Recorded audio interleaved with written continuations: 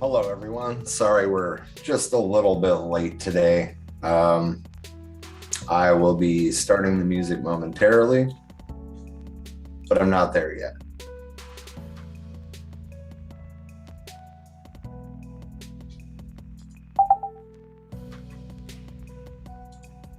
In the meantime, please feel free to join our Discord server.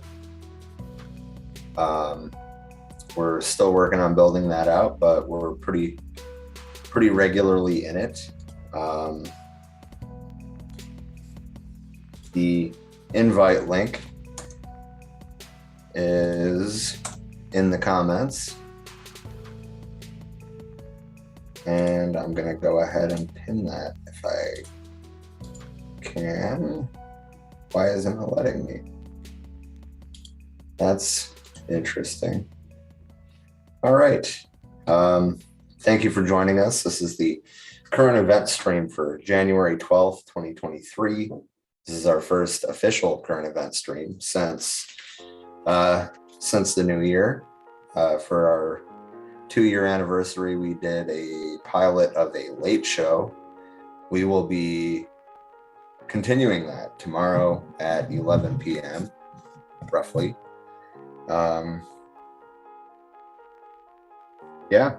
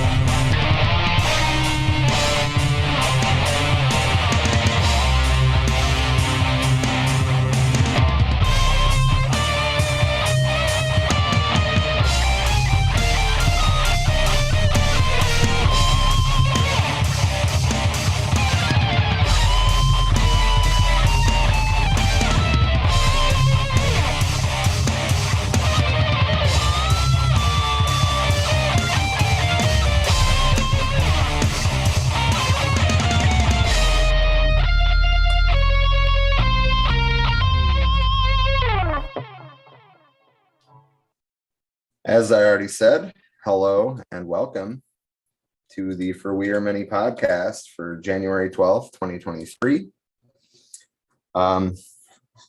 We have a few things to talk about tonight. The housing situation is, I think, the first thing. Missouri passed an absolutely atrocious law criminalizing homelessness.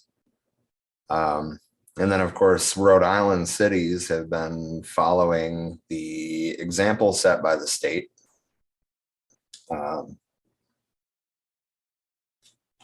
Yeah, it's just like a game of dominoes. I guess I could probably turn on my video, huh? It's just like a game of dominoes almost. And how the whole thing has just been unfolding.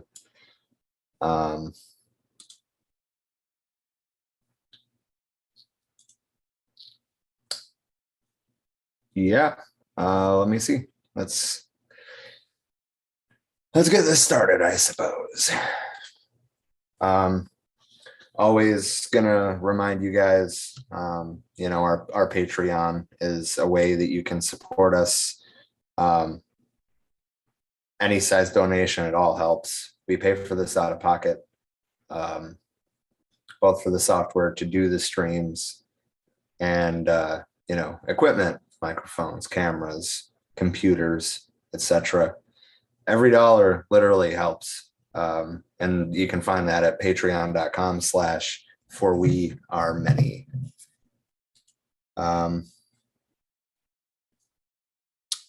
We will be having some more people join me tonight, but I was late, so therefore they are late.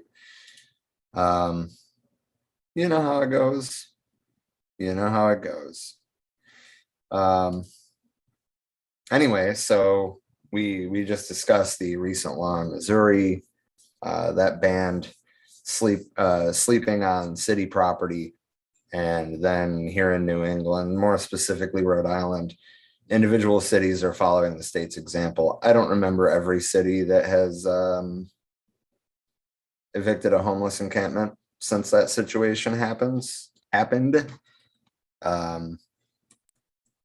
But you know, regardless, we will be talking about the ones that I was able to find information on. Almost forgot to turn my background music on back there.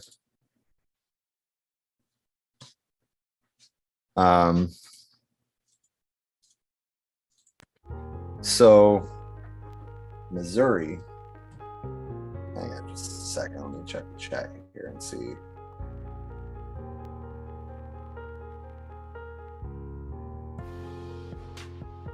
All right, yep, nobody is hopped in yet.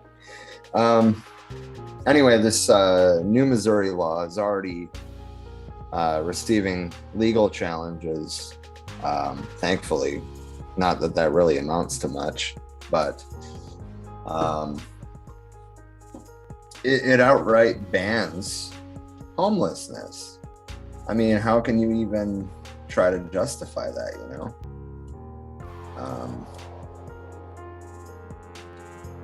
Trying to see if I can get this video to play.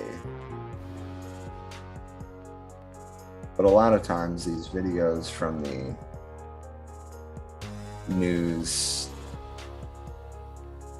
places aren't great. Nope. Okay. All right.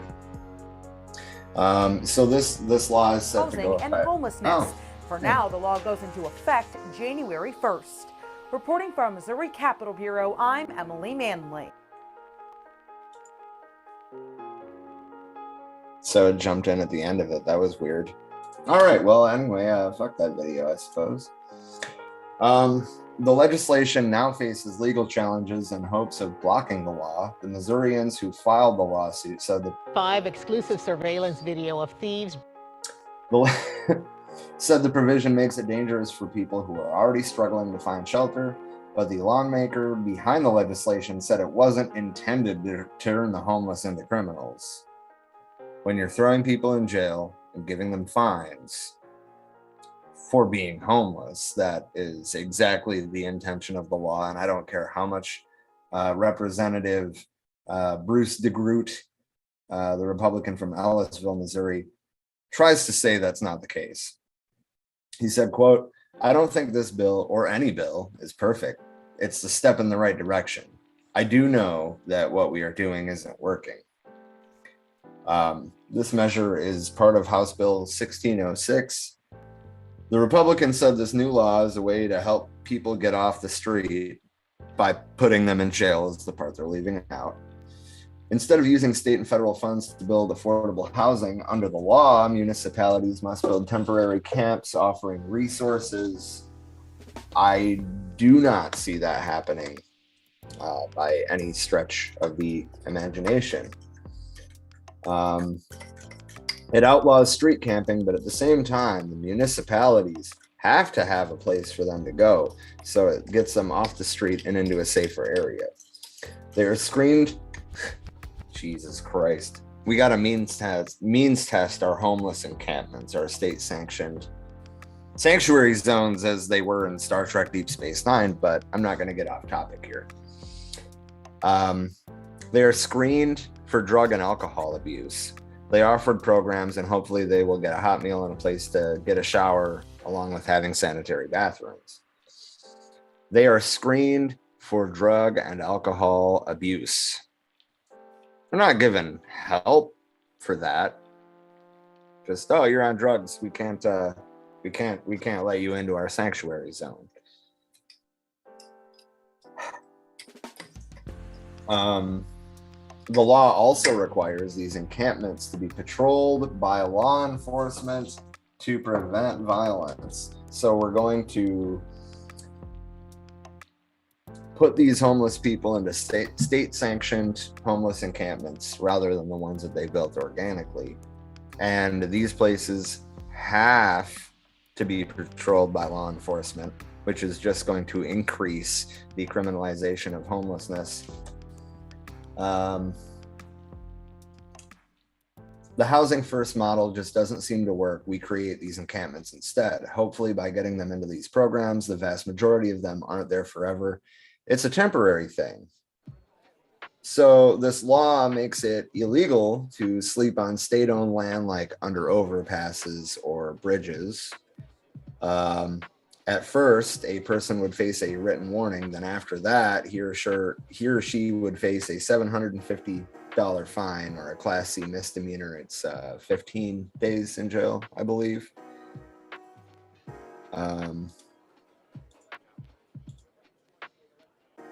And no, Natalie, I don't think that they can persecute the poor any worse. And yes, Corbin, it all comes down to the class war. The measure also allows, and this is fucked up in and of itself, the measure also allows the Attorney General to sue local governments that don't enforce the law, and could lead to further penalties of municipalities losing state and federal funds for housing and homelessness. Yeah. They're making it to where people will have to be in camps if they are homeless in order not to be potentially ticketed or taken to jail. We're just trying to eliminate the bill before it even goes into play, because once it does, it's going to be so destructive. That's an understatement. We're pushing these people, using money that they obviously don't have, into state-sanctioned homeless villages, basically. And then from there, they're over-policing those communities and criminalizing homelessness basically anywhere else. Yeah, basically, if you want my somewhat oversimplified take on this, if they can extract people's labor value through wage employment, then they're going to extract it through privatized jails and prisons.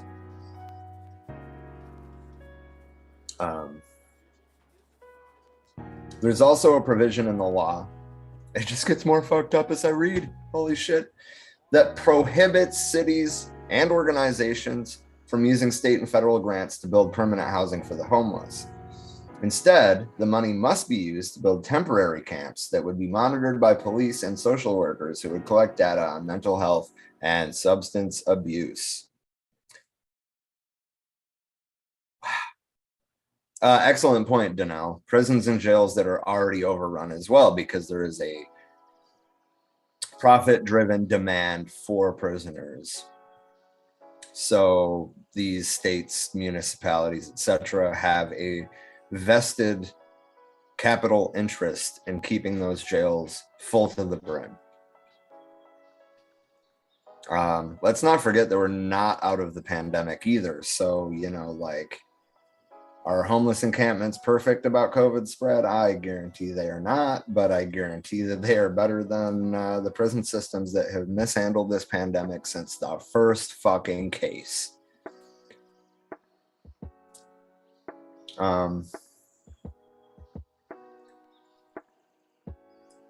There's an increase in people that are experiencing homelessness, and I've called shelter after shelter to find a place for them to sleep for the night, and there is no place. This is a nonprofit worker in Springfield, Missouri. Price of rent, housing costs is really what I meant to say. Hi, Austin. The housing costs overall are so through the roof, fucking everywhere, that damn near nobody can afford housing. And that's why, you know, here in New England, we're trying to put a really big focus on housing.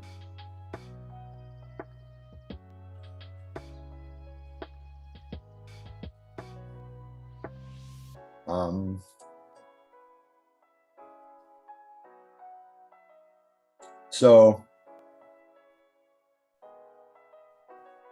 After the, excuse me, after the Cranston Street Armory opened in Providence, Rhode Island as a warming center, which it was supposed to be a full-blown homeless shelter. Now it's a warming shelter.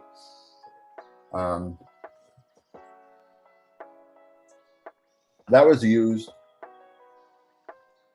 as a justification to evict the homeless encampment at the state capitol, which was evicted days before the governor took his Christmas card photo in front of the Capitol. I'll probably show you a picture of that here in a minute. But so not only did this armory, this former National Guard armory, have 50 beds instead of the 350, and it opened over a month later than it was supposed to. Right. Now, the people that are willing to use the warming center are expressing sanitary and safety concerns.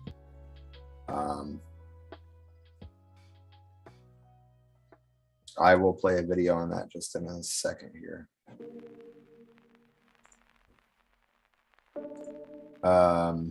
Don't be embarrassed about where you lived. I just lived in Arizona for almost 5 years. It's not great out there either. Austin, you're right. They want 100,000 or so for new single wide trailers these days. I would imagine that you're probably in some areas, like here in New England, for example, paying that for a rundown trailer on a tiny plot. Anyway, let me get this screen share going.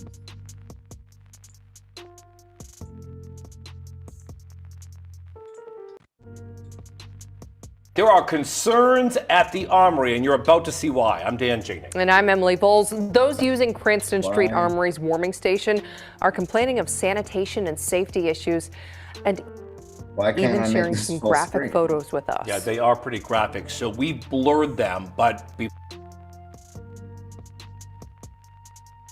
Hold on.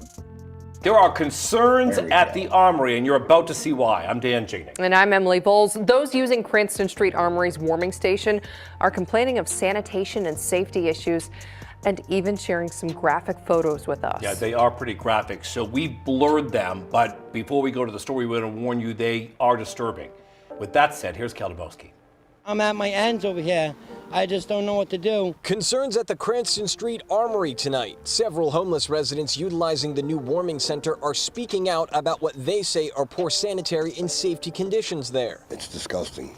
The bathrooms are hideous. There's overdoses happening left and right here, and they're just letting them come back the next day and not getting these people help. One person sending us these graphic photos of human waste spread across toilets. This photo, the same person claims, is of food sitting out for hours before being served. It's like the Wild Wild West here. You best be ready to either fight in a second if you have to, dodge a needle, or hope you make dinner. Amos House runs the 24/7 site with the help of the Rhode Island National Guard. Organizers say it's overwhelmed with a capacity around 150 to 200 people coming in each day. This is not a shelter. This is not a residence.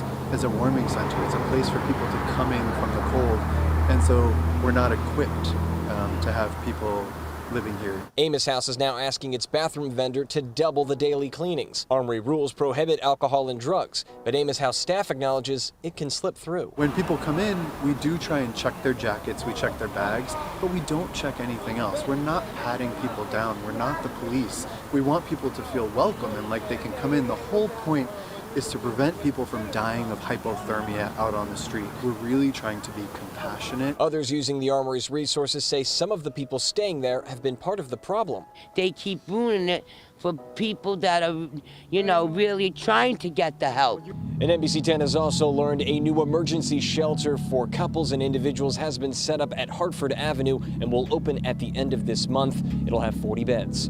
In Providence, Cal Domowski, NBC 10 News. Died in a bicycling accident.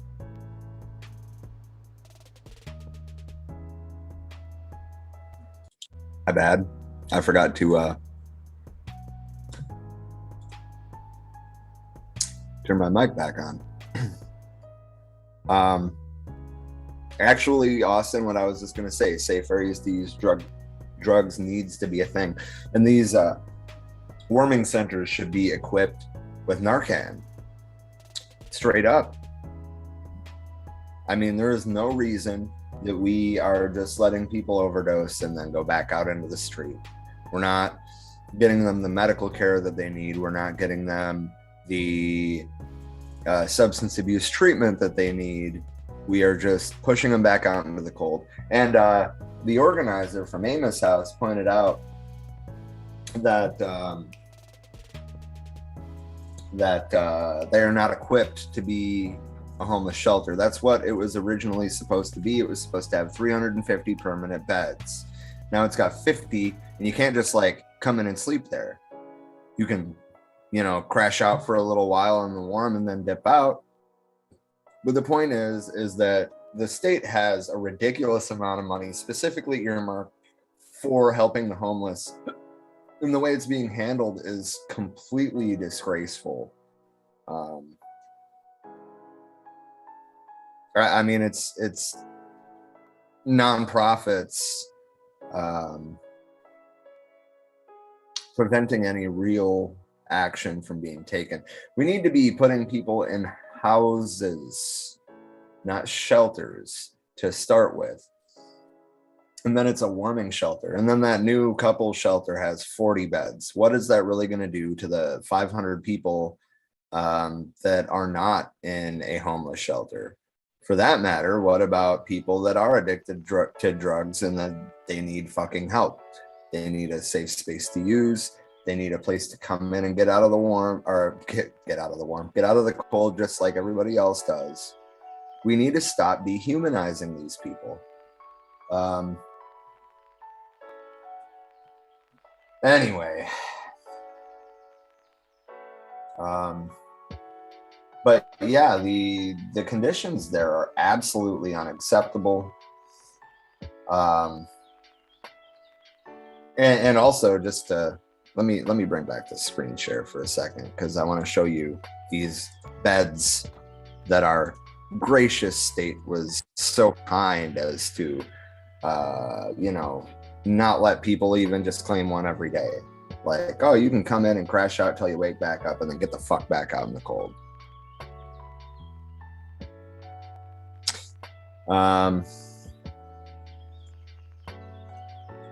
Anyway, yeah, what do you guys about this? Austin said they're in need of help and the system only will help if they can make money off of them. That's a point I was trying to allude to. Thank you for putting it in better words. Austin also went on to say the banks and corporations buy them up and just let the houses sit and rot. There is 16 empty homes to every homeless American. 16.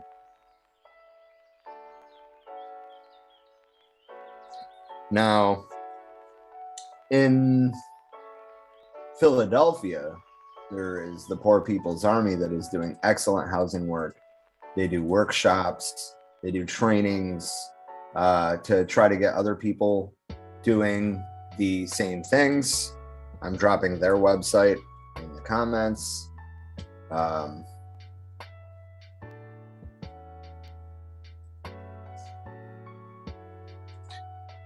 So I'm going to read you their little statement here. I'm putting the contact info in the comments as well, but I'm going to read you their statement here. We are a nonviolent army of poor and working people, led by poor people, fighting for our survival by any means necessary. For 3 decades, the Poor People's Economic Human Rights Campaign / the Poor People's Army has been reclaiming the basic necessities of life with free food distribution and housing takeovers of abandoned properties. We believe this country has enough things for everyone to live well. It's just not shared fairly by rich people in power. I just want to interject, how many billionaires or how many homeless families does it take to create a billionaire? Therefore, we fight to take power and control from the rich so that we can get all people what they need. We try to help anyone who comes to us. We center music, arts, and culture and practice the politics of love. If you've been paying attention to the UPM classes, you'll know that they very much agree. They are both members of the Second Rainbow Coalition, actually, who are doing the New African Black Panther Party's book reading group right now with Walter Rodney's How Europe Underdeveloped Africa. Obviously, I'm not saying, switch this off and go over there, but I mean, if you want to check out that book and actually engage live, I'm not going to encourage you not to either. So that being said, it will be on their Facebook page later if you want to go back and listen to it. But yeah, the way that Chairman Zulu engages with these texts is phenomenal. Anyway, our headquarters are in Philadelphia, and we have troops in many areas of the USA and work with international partners. We are part of a global movement fighting for the survival of humanity. Join us.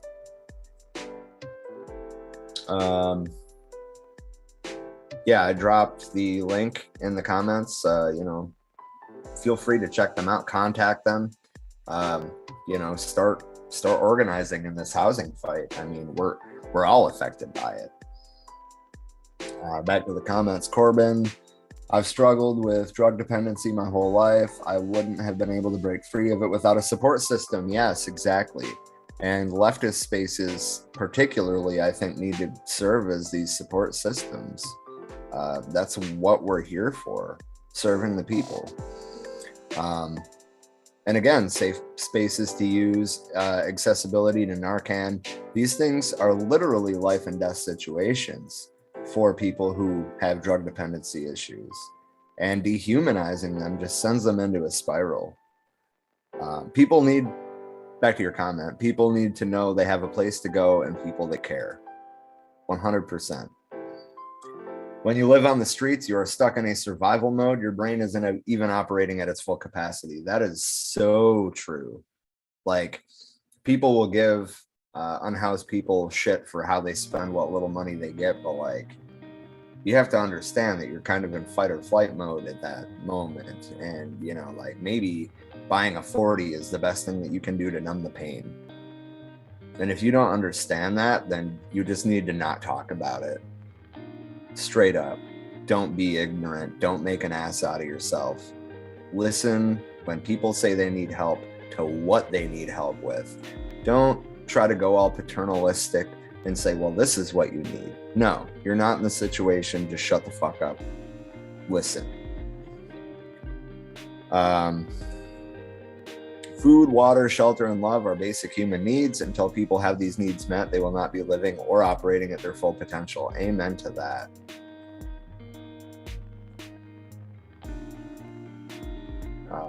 This means we are depriving ourselves of the good they can do for the world. Yeah. So, there's that old quote about like, okay, well, I'm less interested in the size and makeup of Einstein's brain and more concerned with the fact that, plenty of people with that potential may have, worked their entire lives in a field or in a factory or in a mine. Think about how many people with that kind of potential don't have any of that. They don't have their needs met. They're literally fucking unhoused.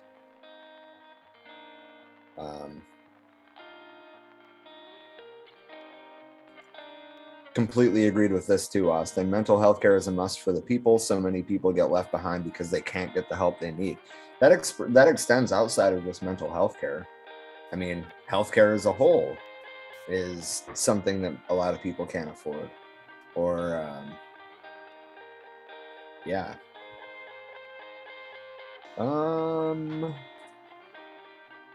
And yeah, some of them are probably getting arrested in Missouri right now. Exactly. Thank you for pointing that out.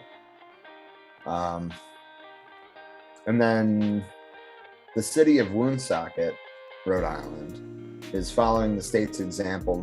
I think there was one in Cranston and one somewhere else too. I wasn't able to find specific articles about them. And it's mostly Instagram stories I get a lot of my local updates from. So They're gone, is the point.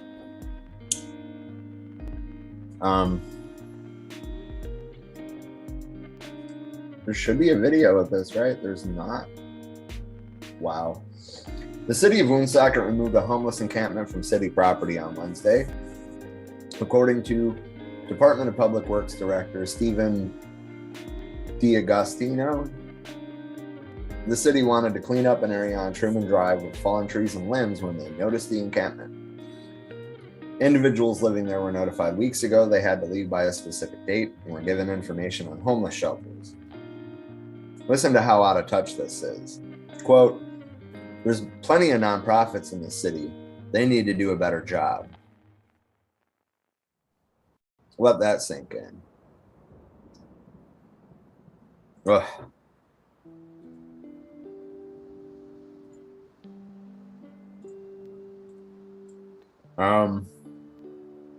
When the city cleared the encampment Wednesday morning, 1 or 2 individuals were on site, but up to 5 may have been living there. The same guy said there were hypodermic needles and debris in the area. This is a very common thing. Every situation like this in Rhode Island, they keep bringing up hypodermic needles, hypodermic needles, hypodermic needles. But they're pinning the issues onto the nonprofits, right? Like, maybe the city could respond better to homelessness. Maybe the state could respond better to homelessness. Maybe there could be outreach and support programs for people addicted to drugs instead of dehumanizing them in the media over and over and over and over. And Austin, you're spot on again. They didn't care about the drug problem until it reached middle-class families. They still don't do much unless you meet certain criteria. Exactly. But homeless advocates are speaking, to the media. And I mean, this is pretty softly worded, in my opinion, but homeless advocates are warning against the dismantling of known encampments, arguing that it only exacerbates the statewide housing crisis. Gee, you think? I mean, I believe that most of us were saying that when, the homeless encampment at the State House was evicted. Actually, before I dive too deep into this, I need to show you that fucking picture.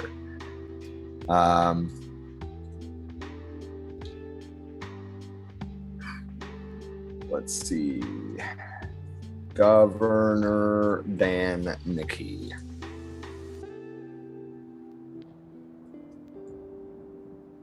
I don't think that's the right page. I think that's his campaign page.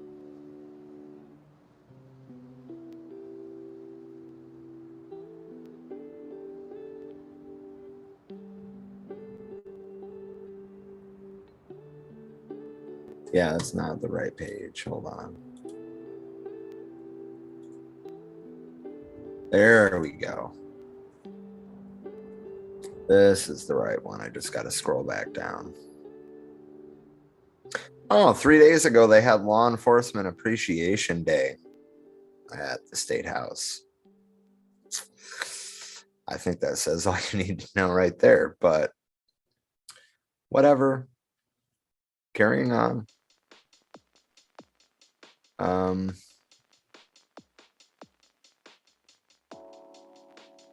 Oh, January 5th, he met with Pete Buttigieg to talk about the progress Rhode Island is making thanks to the infrastructure law.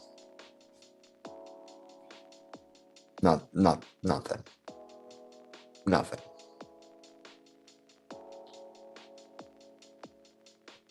Come on.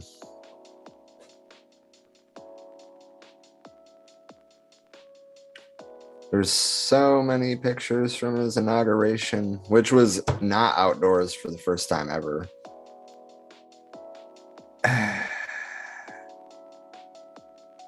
It was in a convention center at that.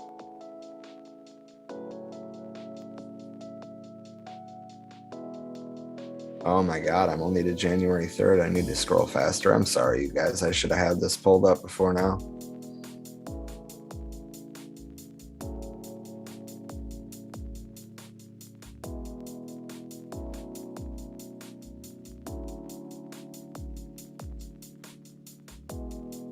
There it is on Christmas Day.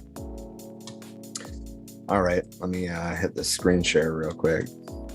I apologize again for that delay. I should have had this ready to go. Check that out. Check that out. From my family to yours, Merry Christmas, Rhode Island. And notice that I commented on this already, and so did a lot of other people. It's seriously one of the most out of touch things that I've ever seen.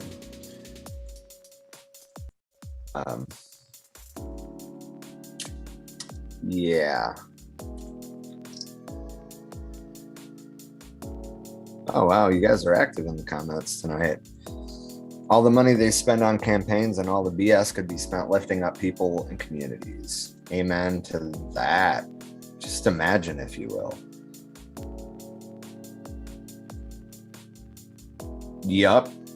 Spot on, Corbin. That's what I was alluding to, but you put it into pretty good words here. Using the drug war to demonize homelessness, thereby washing their hands of responsibility and providing them with a boogeyman to keep the working class people going to their 9 to 5 and supporting police. The same pigs sold drugs to areas predominantly with people of color to fund the war on communism and exacerbate racism in the U.S., which is quite useful to fascists. We've seen that unfolding for the past 5 years, especially. And yeah, Austin used the example of 2016 of Hillary Clinton's campaign, about $300 million. Imagine every campaign from the 2020 election cycle. Imagine all of that money going into doing good work in the communities. I'm just saying.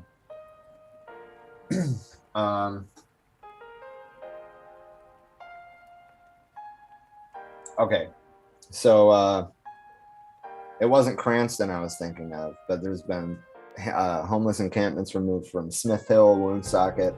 Smith Hill is in Providence. Woonsocket and Warwick.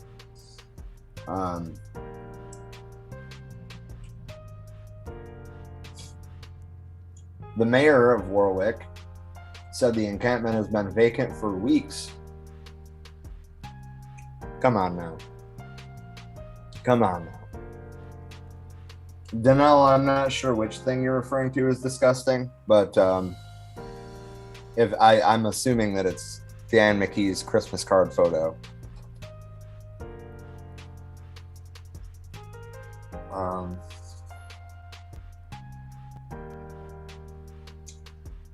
God damn it.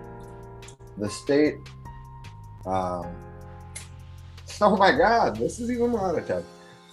They brought with them all of the possessions they wished to keep and left behind what they didn't want. That's the same shit that they said at the State House to justify slashing their tents, slashing their blankets, throwing it all into a truck and taking it to the dump.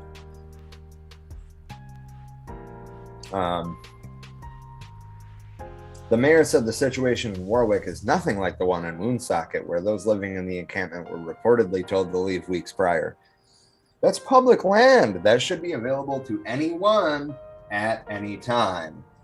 You know, the fact that we're trying to like gatekeep who can access public property should be a red flag to everyone too, right?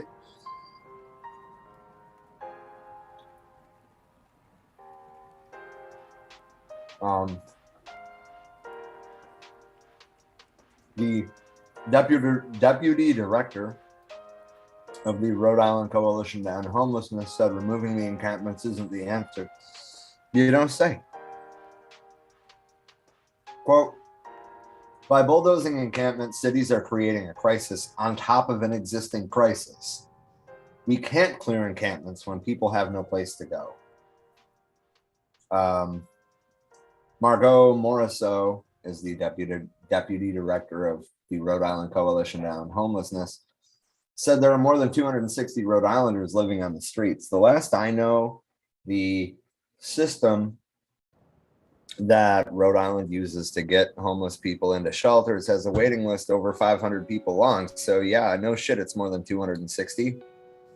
You're kind of really lowballing there. It's almost like you're trying to minimize the problem.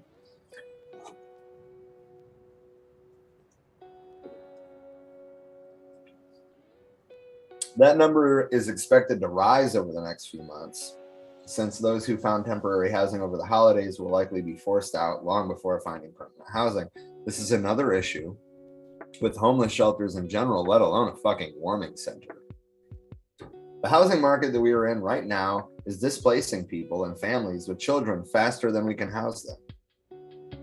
The state opened a 24-hour warming station last month inside the Cranston Street Armory in an effort to temporarily shelter homeless Rhode Islanders during the winter months. But we just heard the person that runs it say that they are not equipped to have people living there. So where did our taxpayer money go? They spent like more than $2 million to get it operational. It took them a month behind schedule, and they only had 50 beds instead of 350.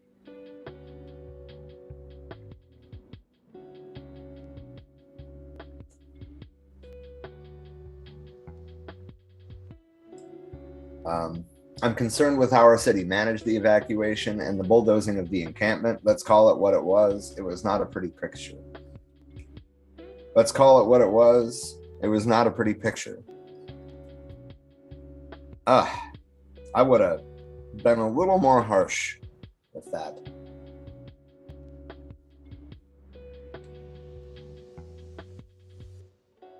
Exactly, Corbin. Only under capitalism does it become an issue. Do you see issues like this in Cuba or in North Korea or even in China?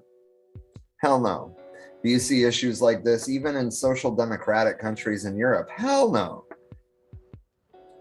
Only under, well, capitalist imperialism, I'll go far enough to say that. Only under capitalist imperialism does this become the issue that we're seeing, you know, here in the United States currently. Ooh, excuse me. I also apologize for eating on the stream. You know, it is what it is, I suppose.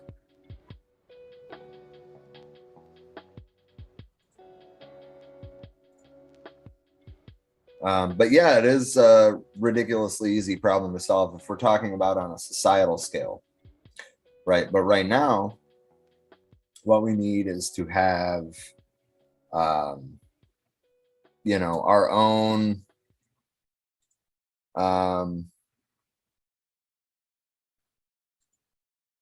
like people-powered methods to combat this.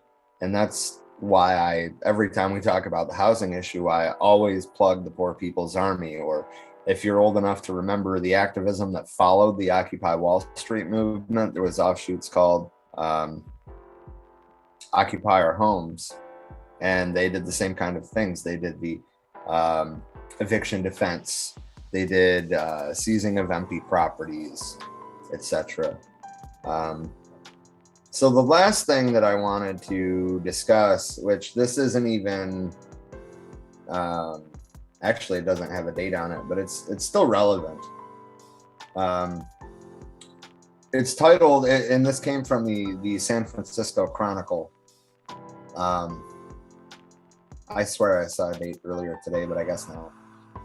The title is "Removing Homeless from Site Doesn't Make Them Go Away." Oh, hi, Talia. Are you gonna join the Zoom room, or you just coming into the comments tonight? And who doesn't love egg rolls? I'm eating a deli section quesadilla. It's actually not as bad as I expected it to be. I missed a couple comments here. Austin said, they live in their gated communities behind fence, so they can't see any problem. They look out their windows and only see the realities they want to see. Yeah, it's the whole head in the sand mentality. Oh, you're in the waiting room? Oh, why didn't that pop up and tell me that? That's weird. Well, you're allowed in. So whenever you connect to the audio, I will hear you. I see you. Hello. Um, the insatiable appetite to see homeless people disappear from our parks, streets, business districts, and tourist areas requires us all to go back to one of the very first lessons we are taught as infants. Just because you can no longer see it doesn't mean it no longer exists. Think of this the next time that you play peekaboo with a toddler. Now you see the homeless, now you don't. But either way, we're still here, peekaboo. When city governments talk about closing our parks at night and establishing expanded camping and cooking restrictions, when Chronicle columnist C.W. Nevius writes about the parks, we often hear the phrase, "This is not about homelessness, it's about the parks." You know, like in the before times, long ago when it would get hot before air conditioning, people would literally sleep in the parks, right? Or like during the Great Depression, people would literally build entire villages of fucking tar paper shacks, right? And this wasn't criminalized. Was it ideal? Hell no, but it wasn't criminalized. Can you imagine if it was? There would have been a revolution that fucking night. Yeah, and my mic is not working, is it? Can you hear me? I hear you, yeah. Okay, perfect. Just wanted to make sure because it wasn't showing up on my end. So yeah, I'm just gonna like readjust my camera here real quick. Sorry. But yeah, the idea of just people being able to sleep in places where it was actually safe for them to do so being criminalized is just definitely one of the more modern, I guess, manifestations of how fucking frankly evil our system has become. Because obviously, you know, like there are certain systems such as the one that we live in that do have their inherent evil sides, right? Or evil traits, I guess is the best way to phrase it. But a large way of how we can judge of how fucked it is just based on how much of that is just allowed to run crazy. We saw it during the Gilded Age, and then it went away for a little bit. It was always still there, especially for minority communities. But the fact that we are just seeing people who are just simply trying to live being arrested for that is... For literally existing. Exactly. And that's just like one of those concepts that I don't understand why people support it. Yeah, me either. I'm like, oh, I think that it's more of like people are afraid to stand up to the state about it. No, I think that there are actually a lot of people who do genuinely support it. Because there are so many examples I see online of, oh, well, you know, like if people are upset about, you know, like the spikes or whatever set down in areas where homeless people could go sleep, or the benches with the extra bars thrown in, they're like, well, they should just go to a shelter then. Ignoring the fact that how many, like on a basic level or basic notion is something that I think about a lot. And this is obviously going back to the title of the article. So for the record, I haven't had a chance to read through this yet. Just for everyone watching. So I'm doing a full op-ed here, or editorializing. And you know, like me personally, I don't know which shelters I would even be able to get into because I'm a trans lesbian chick, right? And it's not always as simple as just saying, oh, well, go get help or go to a shelter. Yeah. Because, you know, for me personally, like with therapy, for example, I'm a sex worker and I just recently found out about Pineapple Support, which is basically a therapy resource for sex workers or people in the adult industry. Let's phrase it that way. And I applied for it a while ago and it wasn't until late last week that I finally heard back from the distributors of resources who finally put me in touch with a therapist. And it took a long time that if I were in a more hard pressure or more high pressure situation, like would I've been able to have waited those couple months to get that help that is frankly very affordable for me? The answer to that question is I don't know. I'm not going to pretend to know. I mean, I would tend to think probably not, though. Yeah. The only reason I say I don't know is because of the fact that it's like, I know I've been through a lot of shit in my life that I've been able to pull through just as a matter of wanting to spite people. But, you know, I'm also... how far can spite really take you, though? You would be surprised. You would be very, very surprised. I'm not saying that I'm a vengeful bitch, but I'm also not the most friendly person whenever you do me wrong. So.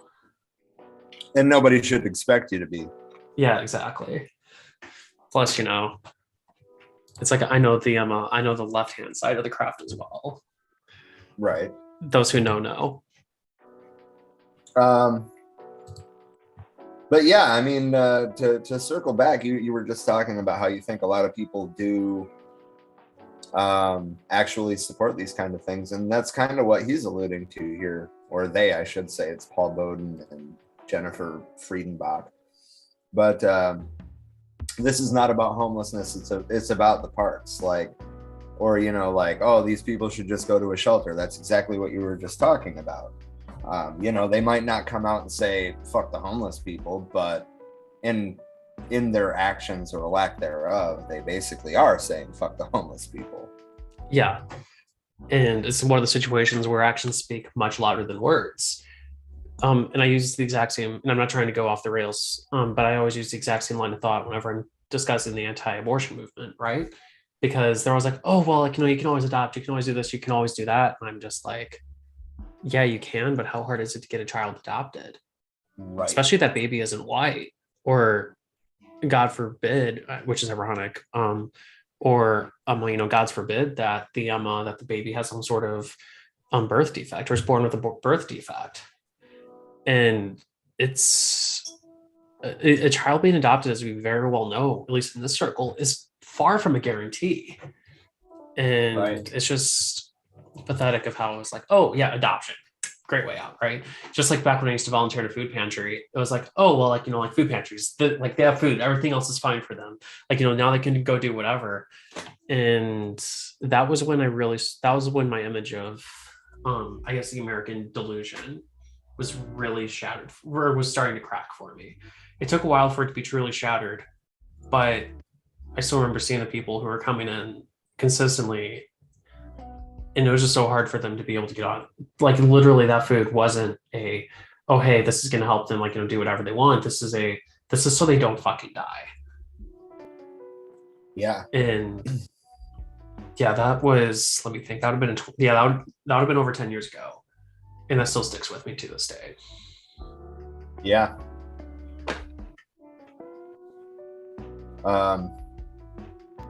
So, I mean, basically, I'm not going to read this whole article, but I am going to touch on a few specific things. Well, first of all, they rebut it has everything to do with homelessness. Our parks, our freeway underpasses, our streets have been around a lot longer than the very recent advent of closing and fencing them off. In fact, a direct correlation can be made between the massive increases in homelessness in the early 1980s. Note the rise of neoliberalism globally. I mean, Margaret Thatcher, Ronald Reagan. Anyway, I'm not going to go on that side quest right now. It's all about the glass house. Yeah. But then they go on to talk about park closures, for example, prior to Mayor Frank Jordan's Matrix program, all of San Francisco's public parks were open 24 hours a day. Now, Golden Gate Park closes at 10 p.m. and other parks either close at dusk or at midnight. They bring up police programs with both old and new vagrancy laws and the fencing off of open space. They talk about federal cuts to affordable housing programs. Check out this dollar amount, from $83 billion in 1978 to $18 billion in 1983. I actually really want to account, and so that was $83 billion in 1973, or in 1978, right? Yeah, 78.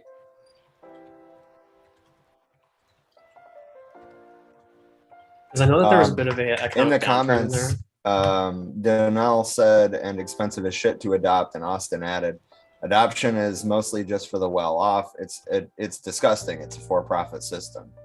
Everything is a for-profit system. Unfortunately, that is very much the case. Also, sorry, I'm getting over a bit of a bug, so my brain is kind of like absolutely fried right now. I feel like everybody across the country has pretty much fucking been sick this last couple of weeks.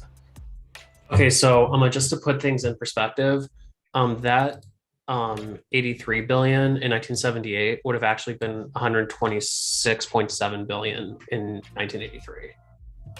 Wow. Yeah. Or sorry, or did I do that wrong? No, I did that right. Yeah. So that is a much larger cut than. This is why, friends, we always account for inflation. Yeah, always.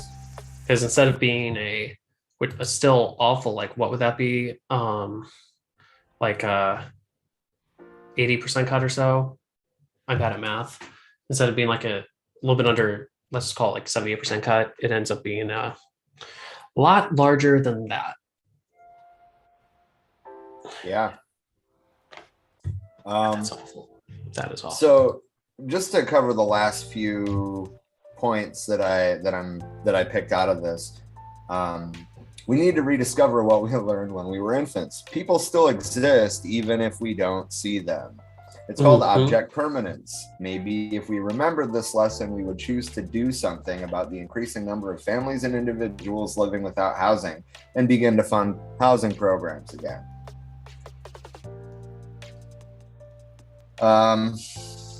In response, this is another big one. We already briefly touched on jails when we talked about Missouri, which, have you heard about that fucking law? Probably. Well, is it newer or is it old?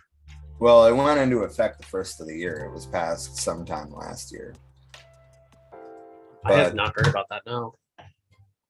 So now anywhere on state property, whether that be street medians or state-owned parks or under bridges, etc., any state-owned property, it is now a $750 fine and or up to 15 days in jail with a misdemeanor conviction for camping on state ground or existing on publicly owned land. $750 fine. Yeah. 700. All right. Like, I'm a college student, right? Obviously, like that's in a bit of flux right now because of shit. But $750 for me is like if I were hit with a $750 bill, and I'm a person with a house with a decent income, that would throw my entire life under the bus. Not under the bus, but like that would definitely throw everything into flux. I can't imagine being, in true abject poverty and being hit with a $750 fine. Like that would never get paid. And then I'm knowing Missouri, like that probably stacks up to the point where it can become a felony after some point too. Oh, I'm sure. Yeah, and like if you have like some sort of minimum wage job and you get arrested and go to jail for 2 weeks, which let's just give them benefit of the doubt and say it would be for 3 days, you still probably lose your job. So congratulations, whatever progress you were making is now gone. You have a criminal record, so good luck being able to get into any shelters. Yep. This is why I never. Man, you just like took that whole thing like real quick, like connection after connection. I like that. Unfortunately, being from that area, I am quite familiar with how those lawmakers think. That's fair. The point is that sweeping dirt under the rug doesn't clean the floor. Yeah, exactly. It's like homes or people without homes are always going to exist. Unfortunately. Well, hopefully we can actually solve the issue. But as of right now, they're always going to exist. And not allowing them to sleep in public places where, let's be honest, it's a lot safer for them to sleep in a park than it is in some back alley by a dumpster. I hate to say it, but it's kind of true. Because at least the park, like, there's lighting, and also like it's possible to be able to get a little community going there, which honestly, I wonder if part of it is trying to avoid the I can't remember what the name of that autonomous zone in Seattle was. That was going a couple years ago. Chaz, yeah. I wonder if it's almost an attempt to prevent another Chaz from happening. When I first heard about Chaz, I was so like excited about it, but like, and then it kind of really sucked after a while. Yeah, it got really bad really fast. And I mean, I'm sure that there was, agent provocateurs that helped, everything go to shit. But I mean, it's just, I was just like, oh my God, this is probably the most badass thing that's ever happened in the US. And then it was like, oh, never mind. I don't want nothing to do with that. Yeah, I guess it was kind of like because I remember very clearly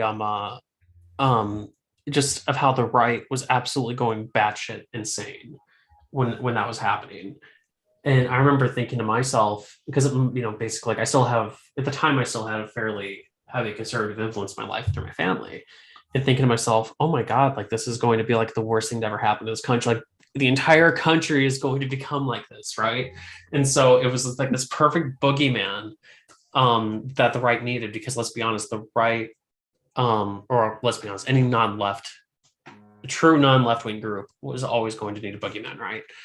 That they use to take it and just run with it. And that's probably what's justifying most, if not all, of these anti-homeless, or anti-people experiencing homelessness laws. Granted, that is me getting a little bit conspiratorial there, but yeah, I digress. Yeah. Well, and I mean, like, let's look at the whole George Floyd uprisings, right? I mean, we saw 30 million people take to the streets over the course of a few months.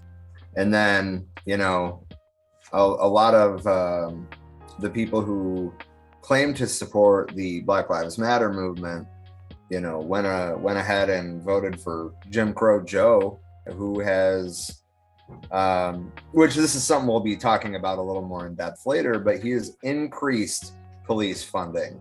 Yeah. We said defund, he said refund. Yeah, and that's like one of those situations where, like, once COVID happened, it was clear that Biden was going to be the Democratic nominee. Granted, of course, that's what happens whenever we're in the current system that we have with the uniparty system, where the Republicans and Democrats just do the exact same shit. One is just slightly less bad than the other. But like, once Biden had the nomination, once it was clear that he was going to win, it's like, it was easy to be optimistic that Biden might not be as terrible as we were all expecting, but I don't think it's very surprising what Biden has ended up doing. It's like, has he done some good stuff? Yeah, but ultimately, at the end of the day, though, still Biden, still Jim Crow Joe, which I am going to steal that saying because I love that. I don't even remember where I initially heard it. Jesus Christ. Well, I initially heard it, but we've been it might have been Trisha's thing, honestly, but we've been saying it on here for quite a while. Yeah. I love that. I love that. Herded. It reminds me of my Polish great aunt saying, wow, that hurted, like when she stubbed her toe. Wake up, sheeple. I'm sorry, I couldn't resist. So unionization, just to remind everybody, 2022 was the most union activity that the United States has seen in like 40 years. Not that that's, like setting the bar very fucking high, but it's still a good thing to see. Right. Yeah. I mean, I'd rather take some union activity than none. I guess I can just leave it at that. Yeah. But so this was a social media thing, this last thing, Panera Bread thing. It was a Facebook video of, it was a live video of these people, Panera Bread workers, delivering a list of demands to management. Basically, we're seeing at least one Panera Bread location try to rise up and do the same thing that like Starbucks is doing. What did Austin say? Corbin said still want to punch Elizabeth Warren in the throat. You mean Pocahontas? I'm sorry to use Trump's line there, but I mean, it's kind of really fucking good. That one. I mean, yeah, that's just. She was like, I'm Cherokee, as she is like, whiter than me.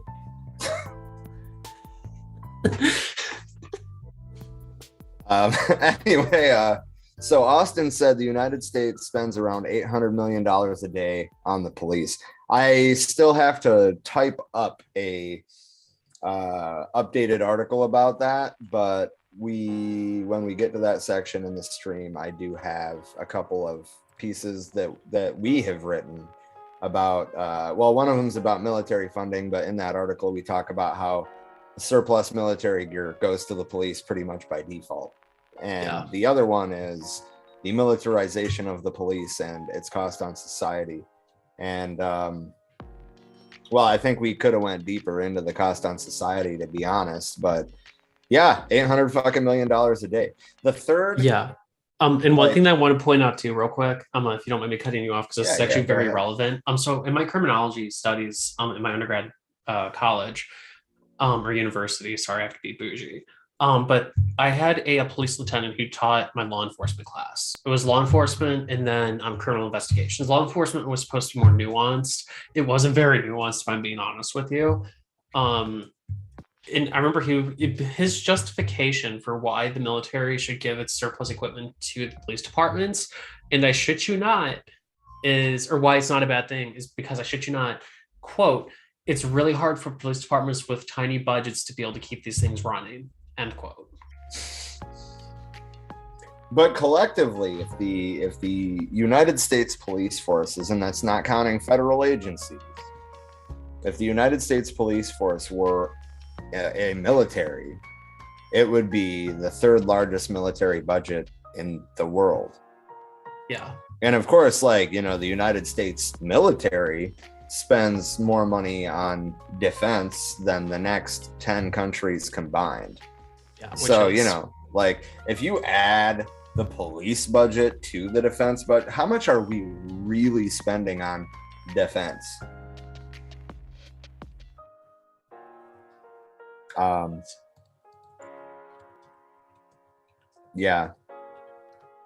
So Austin said that's around $277 billion a year before the increase to the budget. I'm not sure what the final number for 2023 is, but that's just federal funds. That's not counting whatever funds they get from their respective municipalities. Yeah, exactly. And because and the other thing too are all the police departments that basically have most of their budgets be made up exclusively from traffic tickets. Yeah because if I'm being honest, where I live, there are two suburbs that are known very well that you do not speed through, because if you get pulled over, you are getting a ticket, because that is how they get their money. And I was pulled over in one of those. Thankfully, it was just for it was just for having a bad license plate light. I got off with a warning, but even though I was honestly scared shitless when that interaction first started, because I'm like, okay, I'm carrying right now, how is this going to go? And that's the other thing too, is it's if someone gets pulled over for doing 5 over, which most officers in departments that don't get almost all the revenue from speeding tickets or from traffic tickets, they're going to let you go for 5 over, right? They may pull you over and be like, hey, look, unless you're doing something real stupid, for the most part, they're probably going to let you go. Well, out in Arizona, the only time I got pulled over, I stopped with the front end of my car, in a crosswalk, and I got a ticket for that. But do you know how many times I've seen people run red lights in front of a cop, or pass them doing 20 over? What the fuck? But I stopped a little too far forward. And he's like, whoop. Yeah, that's one of those things where it's the cop probably just had a interactions quota that he had to get. So basically, in states where ticket quotas are outlawed, how departments do it, at least in most cases, from what I know, it's been a while since I've had a conversation with an officer in one of these areas. But what they'll do is, instead of having a minimum number of tickets per month or per day, there is a minimum number of interactions that you have to have with certain types of vehicles. So that's the case of an officer who's probably shit, my shift ends in 25 minutes and I'm still an interaction short or whatever. Oh, hey, that guy over there stopped. I'm a foot in front or foot too far. I'm going to go over, pull that person over, and then just go from there. It's bullshit, but that's how that usually goes. Because remember, well, and the funny thing is how the situation unfolded, right? He was in the left turn lane on a bike, motorcycle cop. Yeah. I was in the right turn lane. I thought that I was going to have time to go. So I let off the brake and started going.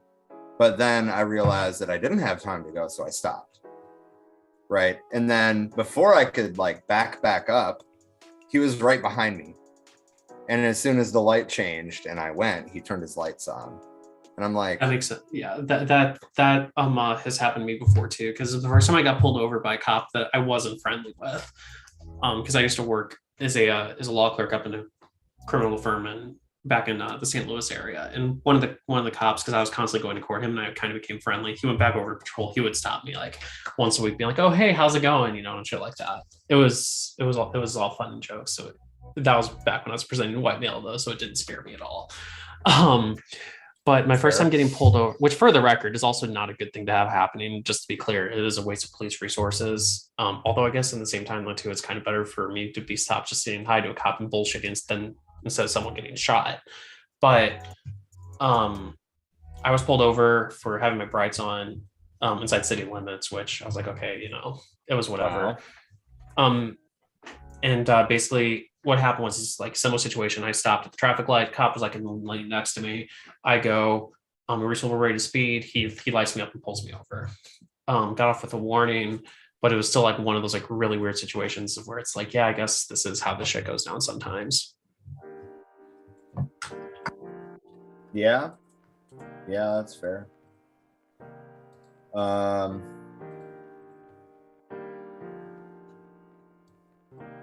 I dropped a couple links in the comments for the articles that I talked about a minute or two ago.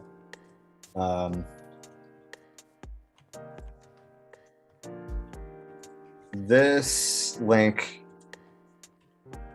that I'm sending in the Zoom chat here is from like a year ago almost. It's from last March.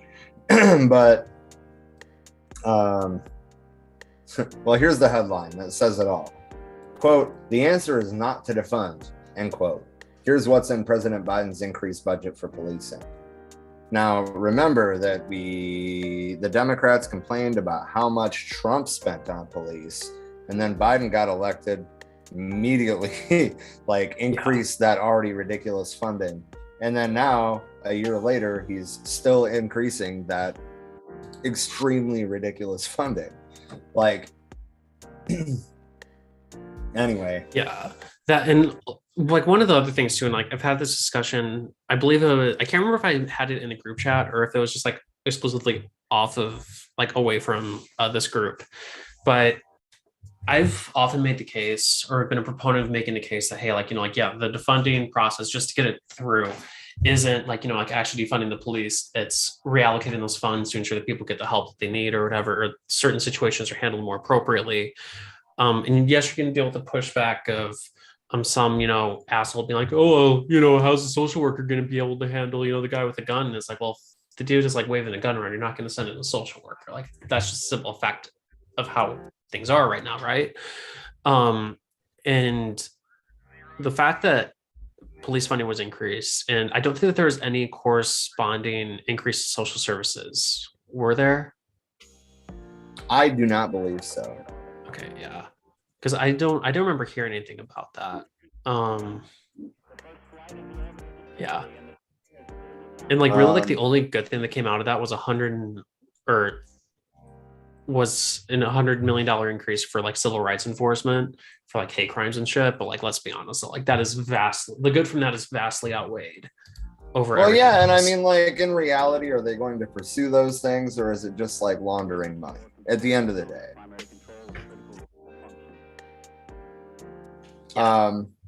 Because do I know cops who do actually care about civil rights? I know some, yes, but at the same time though too, how many would actually go to bat if I were assaulted or whatever? Like, and I hate to say it, but there are a lot of extremely conservative right-wing cops out there who are very transphobic. Obviously there's exceptions to the rule, but the rule is still the rule. I hate to say it. Yeah, exactly. I will also reiterate there are exceptions to the rule, but like, a lot of people try to push back on the all cops are bastards thing by being like, oh, well, not all cops, just like men are like not all men. But, I don't think anybody's saying that every individual cop is personally a bastard. The point is that they're upholding a corrupt, racist system. It doesn't have anything to do with like how they treat people in real life. It has to do with how they treat minorities when they're wearing their badge. Like, because it's like, and that power trip is a very real thing. And I think that that's what often gets lost in the discussion is, you know, I'm just going to use an example for my personal life. And for the record, I was not impersonating a police officer or anything like that. But, you know, my Volkswagen, you know, it has like that Decepticon barricade police badge up on the front fender.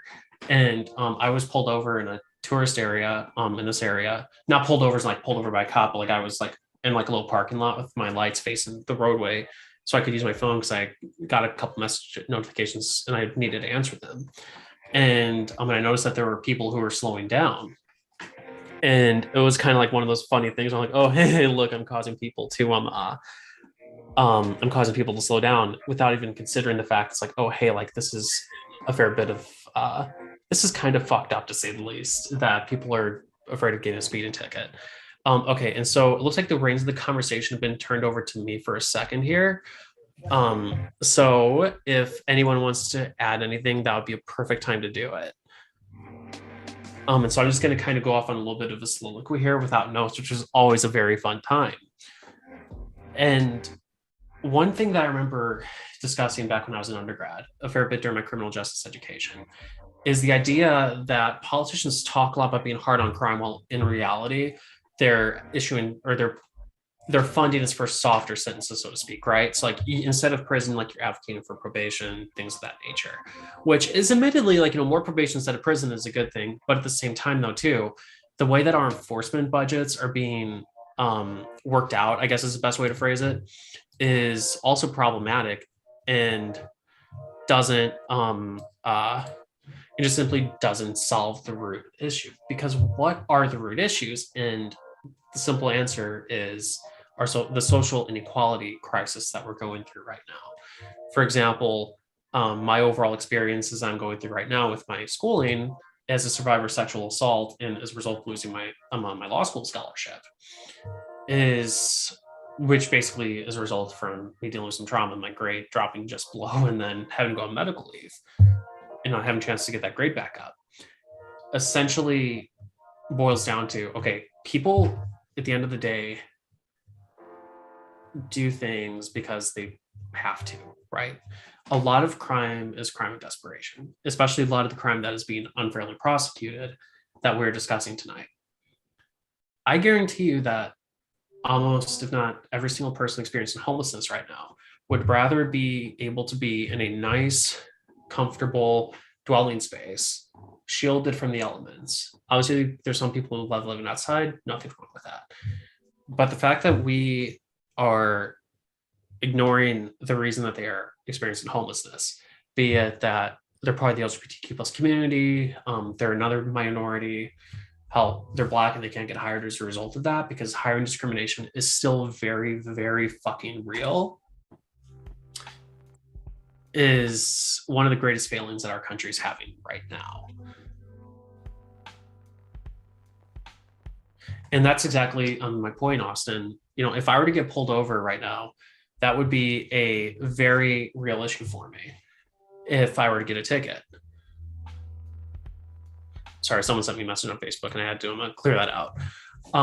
But the joke that I hear a lot of times is if it's punishable by fine, then it's legal for a price, which is true. But there's a big difference between, you know, me, Talia, and someone like Rob Ferretti, who can afford a lawyer every time he gets pulled over. And yeah, because if I had a lawyer who was constantly on retainer for stuff like that, I would never have to worry about getting a speeding ticket because I knew I would always get off with no points on my license. Talking about something where someone could be fined for sleeping outside, they're not going to be able to pay that fine. And it is such a terrible shortcoming or shortfall. I don't know what the proper word is. Like I said, I'm getting over a bit of a bug. So our mind's still a little bit fuzzy. It's just such a terrible societal shortcoming or shortfall that I don't know how we can actually solve that without having some serious change happening on the structural level. And also that goes without mentioning like vehicle registration fees and all that other stuff too, for people who may want to be able to sleep in their car or maybe want a car to be able to sleep in them while you consider like how expensive vehicle registration fees can be, especially for a newer car, right? And with how vehicle prices are increasing right now, I mean, hell, the Volkswagen I have is actually worth more now than it was when I bought it because of how the market is right now. And I understand that, but at the same time, though, too, whenever we're dealing with something that people need money to want to be able to do, and you're going to be outlawing people sleeping on benches and all that. Okay, well, what if they want to sleep in the car? But that car, you have to have insurance. You have to have a valid registration. You have to have all this other stuff that, frankly, is really expensive. There's a better solution out there that requires us taking a drastic turn in the way that we actually run our country and run our economy. And that's the other thing too, Rob. Like, just because you don't see someone, because actually I'm just going to use an example. Whenever I'm going to go back to St. Louis, I prefer to drive. And people will very often, like I sleep at rest stops because frankly, hotel is expensive. And that lot is almost always full. And I can't remember which rest stop it is. It's in Oklahoma, I think. It's either in Oklahoma or Texas. That every single time that I've gone there,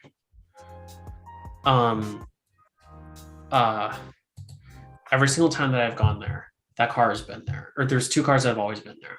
And I'm just like, okay, like that person is clearly someone who has experienced homelessness, right? And it's one of those things where it's like, well, at least they can sleep here. But the rest stop also isn't really near civilization, to say the least. Yeah, and it's just really sad thinking about it, especially considering some of the other experiences I've had, right?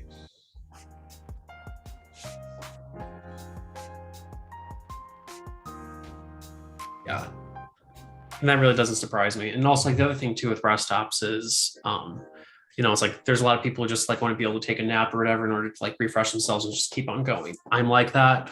But I highly doubt that there's so many people who are out there like me who just want to keep on going and just take a short nap that, especially solo travelers too, because traveling with other people in your car, it's a lot safer to sleep in your car at rest stops. But being solo, it does add an extra level of danger to it, which is why personally, I know the exact route. I know the exact route that I need to go. And so I know exactly how long it takes me. I know exactly where I need to stop at so I can stay under the legal limit so I don't necessarily have to sleep.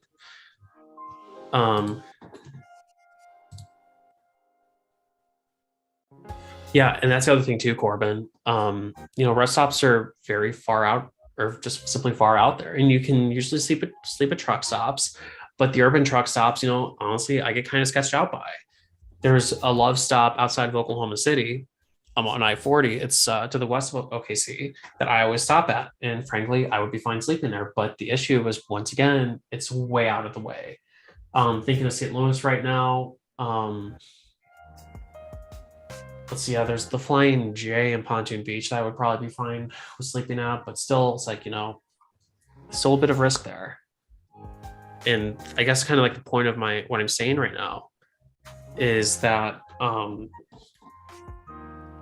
it's there's very few safe options for people who don't have an actual dwelling place to sleep in.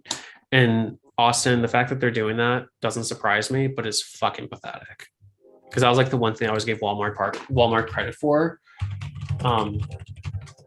is the fact it's like, oh hey, yeah, you can park here overnight without having to worry about it. But unfortunately, that has obviously changed. And it looks like that there is actually a resource called WalmartLocator.com that allows you to look at a map where like overnight RV parking is allowed. And it looks like the majority of stores still allow it, but the simple fact of the matter is like not all of them do. So I'm just gonna like look at my location right now. Oh wow. Okay, yeah. So of all those Walmart locations, there's only 2 that actually allow it. Wow. And one of them isn't even a Walmart, it is a Sam's Club.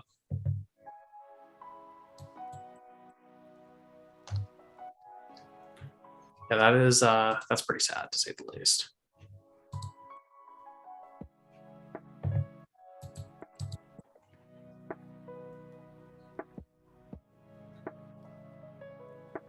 Oh, yeah, and also like one other thing I want to point out too is the fact of so like I'm very much a car person, right? And since we are kind of on the subject of police funds, is something that I really want to talk about real quick, is just how expensive new cop cars are. So, like the pretty much the only options for new police vehicles are SUVs. And you can either get, welcome back, Rob, and you can either, the only sedan option that I can think of that's on the market right now is actually the Dodge Charger, which isn't exactly cheap. And so you're talking well into the 30s, if not 40s of thousands of dollars for one single police car without the proper equipment that you need to actually run it on the street. While there are other smaller cars that you could use that would be able to do patrols and all that. They won't be pursuit units, but you really don't need pursuit vehicles for every single car. And a lot of I've actually seen some police departments using Nissan Altimas instead as an effort to cut back on how much they have to spend on each unit, which, hey, Nissan Altima is more efficient, it's a hell of a lot cheaper, and also we can make fun of cops for having big Altima energy. So I am actually on Ford's website right now. Most, at least out here, most of the police vehicles are Fords. Yeah, almost all of them are anymore. Yeah, the Ford Police Interceptor Utility would be the most common. I have seen out in Arizona, specifically in the Phoenix Valley, I'd see Chevy SUVs like Tahoes. Yeah, there's a lot of Tahoes down here too. I was actually pulled over by a couple of Tahoes when I got stopped. That figures. Which was fun. Yeah. So I went to Ford's website to find out how much the Police Interceptor Utility costs, and you have to get contacted by the company to get a quote. Yeah. And the button just says, see how much you could save. Yeah, so basically I believe that the per unit cost starts at I believe it's around 40 grand. Probably. And they have 3 different engine options. And to be honest, like how fully loaded these fucking things are. There's a lot of those hybrid options out there, which for the record, so I'm a storm chaser, right? And one of the best options out there for someone like me would actually be the Ford Interceptor Utility because it's so fucking beefy. And like the hybrid would be even better because it has like 400 horsepower. And let's be honest, are there a lot of really fast fucking cars out there? Yeah. But at the same time, you don't need 400 horsepower in a squad car because most cars don't have 400 horsepower. Even fewer people are willing to actually run from the cops. And, if there's a car that's actually fast enough, then have 1 or 2 police cars per force that are able to keep up with it. Well, maybe more than 1 or 2, maybe have a dedicated pursuit fleet or whatever. But the simple fact of the matter is that you don't need the 400 horsepower Ford Explorer. Yeah. Plus, it's not even that good if we're being honest with each other. It's funny that they call it a utility vehicle. I mean, that frame is the frame from the Taurus, which I don't think Ford even makes anymore. Oh yeah, they killed off the Taurus a few years ago. Which honestly, the Interceptor sedan, which is what the Taurus was called, was actually a fantastic vehicle. If I could, I would have bought one new. Just because of the simple fact that it's this is gonna be a car that's gonna run forever, even with naturally aspirated V6. But the point being, though, is that cops also beat the living shit out of their cars and they get rid of them every 60 to 100,000 miles, depending on the department. Which, whenever you're talking about that kind of turnover, it's a lot of lost money. Which seems pretty ridiculous in my mind. And actually, I'm kind of curious to see what the Tahoe police. I'm sure it's even more than the Ford. If I can even find it. Let's see. So that's a used one. Base price. Oh no, that's all right. Yeah. So base price, it looks like is a 53.4. Wow. Per car before outfit. Wow. So just to tie all this in, this record-setting funding is leading to record-setting police killings. And that's part of why I'm so frustrated about this whole thing, right? Like the whole George Floyd uprisings, there's 30 million people that took to the streets over the course of that summer saying enough is enough. And then now we're seeing even more people be killed by the police, and everybody's, quiet about it. I don't really understand. I mean, last year, law enforcement officers killed at least 1,176 people. That's over 100 people a month. Or, well, I mean, that's about 100 people a month, not over.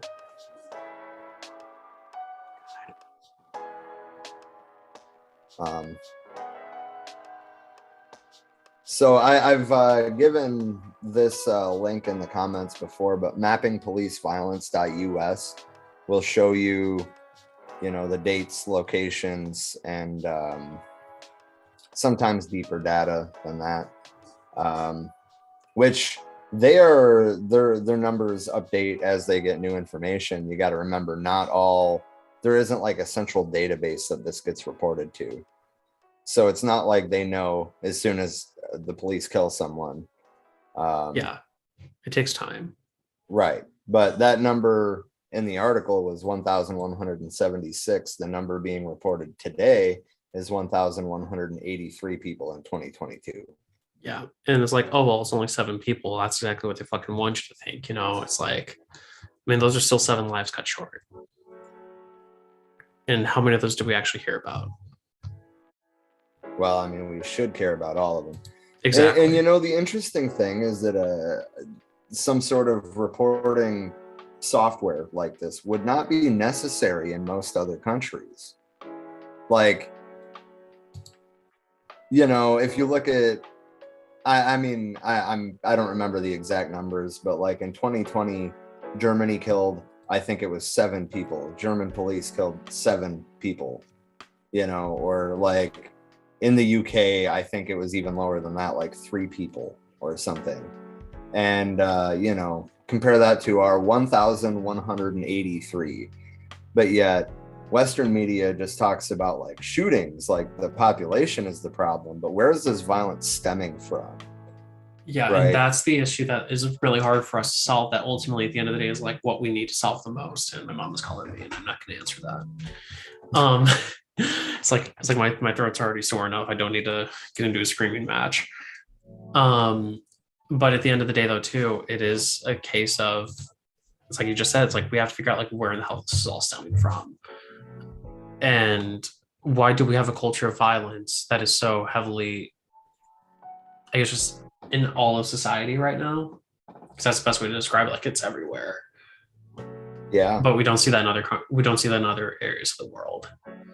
And if I'm being honest with you, and I know that this is me kind of preaching to the choir, but I think that people just really are kind of at the point of social inequality just really taking a toll on us. Yeah. Because I'm kind of curious, when did all firearm... While you were looking that up, I want to just show you this map from mappingpoliceviolence.us. This is 2022. You see the date in the bottom there. Every one of those blips is an officer involved shooting. Yeah, which is a lot. Which led to death, by the way. This is just deaths. This isn't every shooting. Now we're into August, September, October, November, and December. Like, obviously it just loops, but this should not be acceptable in any sense. Yet again, this is one of those issues, like, I mean, Americans like to talk shit about like the French military or whatever, but can you imagine the French people tolerating that? As I often say, fuck the French. But you're right. I mean, I can't imagine them tolerating that. And it's just like one of those things too, where it's like, I mean, I hate, the borderline, I'm a sexist pun, but like the French do have balls, if we're being honest. Yeah, because I mean, they've been the ones who have actually been fighting back against a ton of shit that's been going on in their country. And I mean, a farm bill that was disliked by the farmers, I mean, all of a sudden, like every government office in the fucking country has a giant pile of cow shit out front. Like,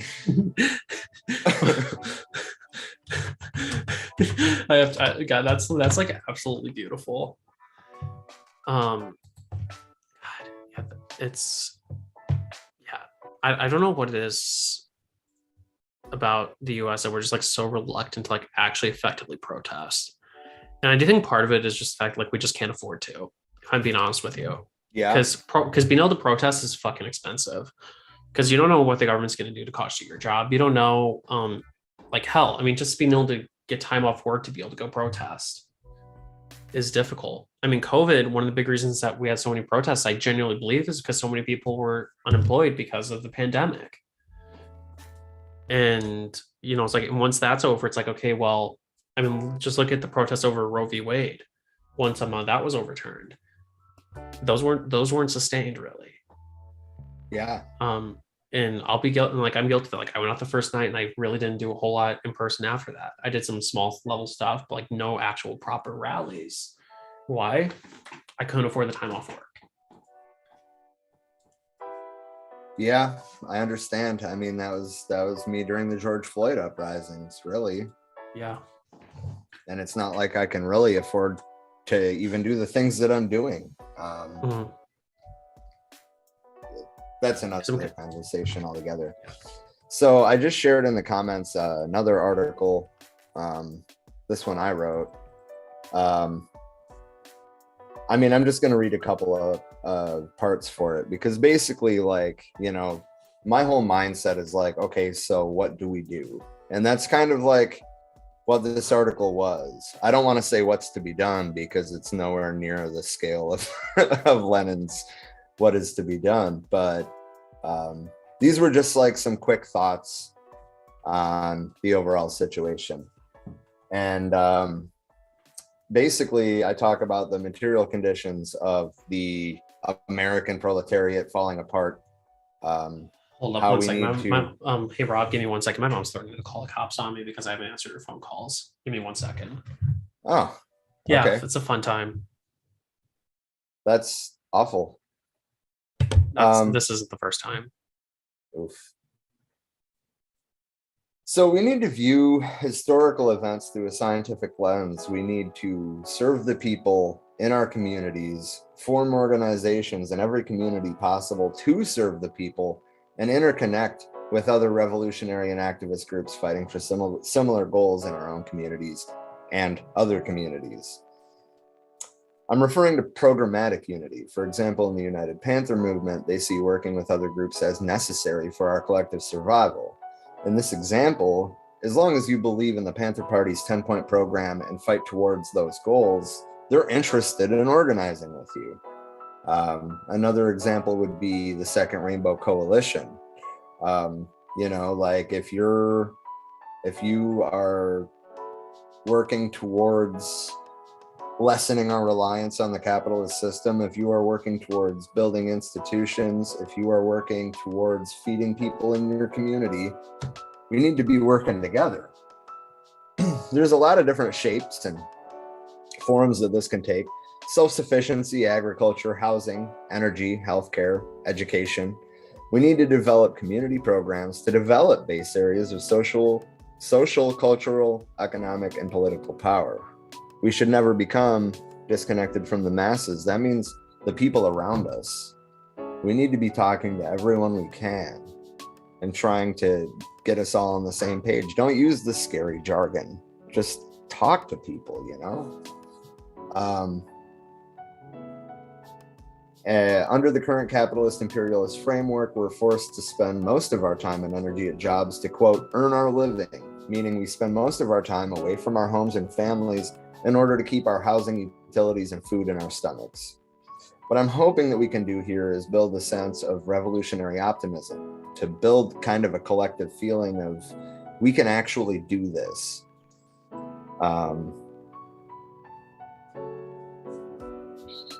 I talk about a bunch of different things here. I mean, it's actually a longer article than I remember it being, but I'm just jumping to the end here. To wrap this up, I'm encouraging everyone reading this or now listening to me to get involved with community groups.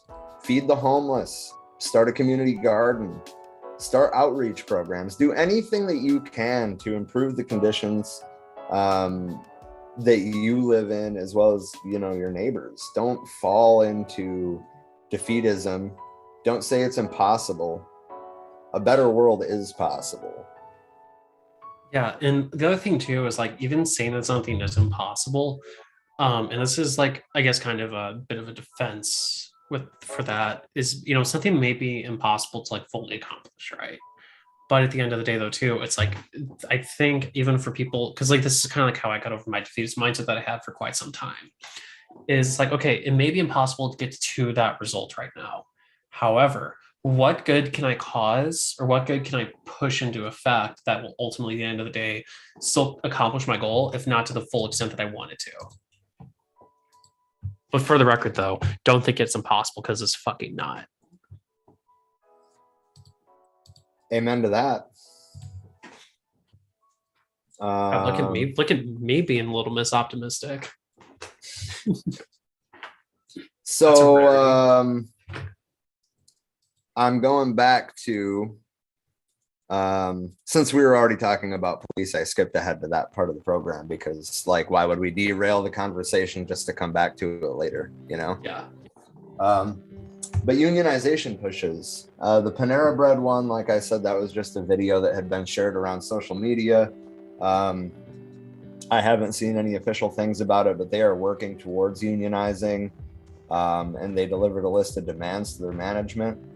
And then, you know, Starbucks and Amazon Labor Union, we've been talking about them almost since the start. So we're going to talk about that. And then the Railway Workers United weekly updates. I mean, you know, that's a mailing list thing. So we actually have weekly updates for RWU most of the time. So anyway, ABC News published a business piece. And I mean, you know, like when I pick up like mainstream stories to discuss, a lot of it is to kind of push back against their narrative. And that is exceptionally true when I'm quoting, you know, like Business Insider or ABC News Business or, you know, Fortune Magazine. Wait, are you implying that Fortune Magazine isn't a leftist paper? No. Or it's biased towards Wall Street? Rob, you just like completely destroyed my entire worldview. Oh, I know. Anyway, so like listen to this, like they're trying to paint this as like oh no, nothing's happening, the union's falling apart, because of course they are. They're a business paper. Labor organizers hope this will be the year that Starbucks US workers finally negotiate a union contract. But with bargaining at a standstill and thousands of employees still unconvinced of the union's value, that outcome is uncertain. Like, could you be more like blatant about that? Am I missing the comment or the article link? Oh, I might not have sent it. Hold on. Yeah, I didn't. That's my bad. Straight to Gulag. There we go. That's the one. A little more than a year after a Starbucks in Buffalo, New York became the first U.S. store to unionize in decades, touching off a wave of labor actions at other big companies like Amazon and Chipotle. I never really heard much about Chipotle. I don't think their campaign was very successful. Yeah, I don't think it was. Like, I don't know. I guess it's kind of like one of those things where they probably were like, oh, hey, we're going to try this. And like, they just didn't have the right people in taking the lead. That's a very fair point too. Because let's be honest, like it takes someone, it takes a certain breed of person to be able to take on a big company like this, and this so pro-corporatist political climate that we're in right now. Yeah. So, I mean, some of this isn't necessarily negative, but they go right back into their business-minded rhetoric a couple of paragraphs later. They talk about the number of stores that have petitioned the Labor Relations Board to hold elections, which is 358 at the time of this article's publishing, which was January 10th. And how it's less each month, which of course it is. I mean, you can't expect to keep that pace forever, for starters. And there's only so many fucking Starbucks stores. Yeah. I have nothing bad about Starbucks to say. I love my store, I love my manager, and I am 100% supportive of the company. Yeah. Sorry, I just felt that voice was very warranted. But yeah, I mean, but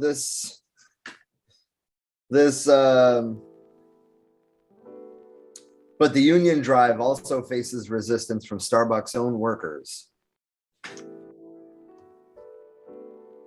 They point out that 63 stores have voted not to unionize out of 358, though. Like, the entire angle that they're coming at this is just wild. Or, you know, like a barista in Henderson, Nevada, you know, being anti-union, like that's who you went to, not somebody in like a major city. No, you found somebody in Henderson or Nevada to talk about how great Starbucks is.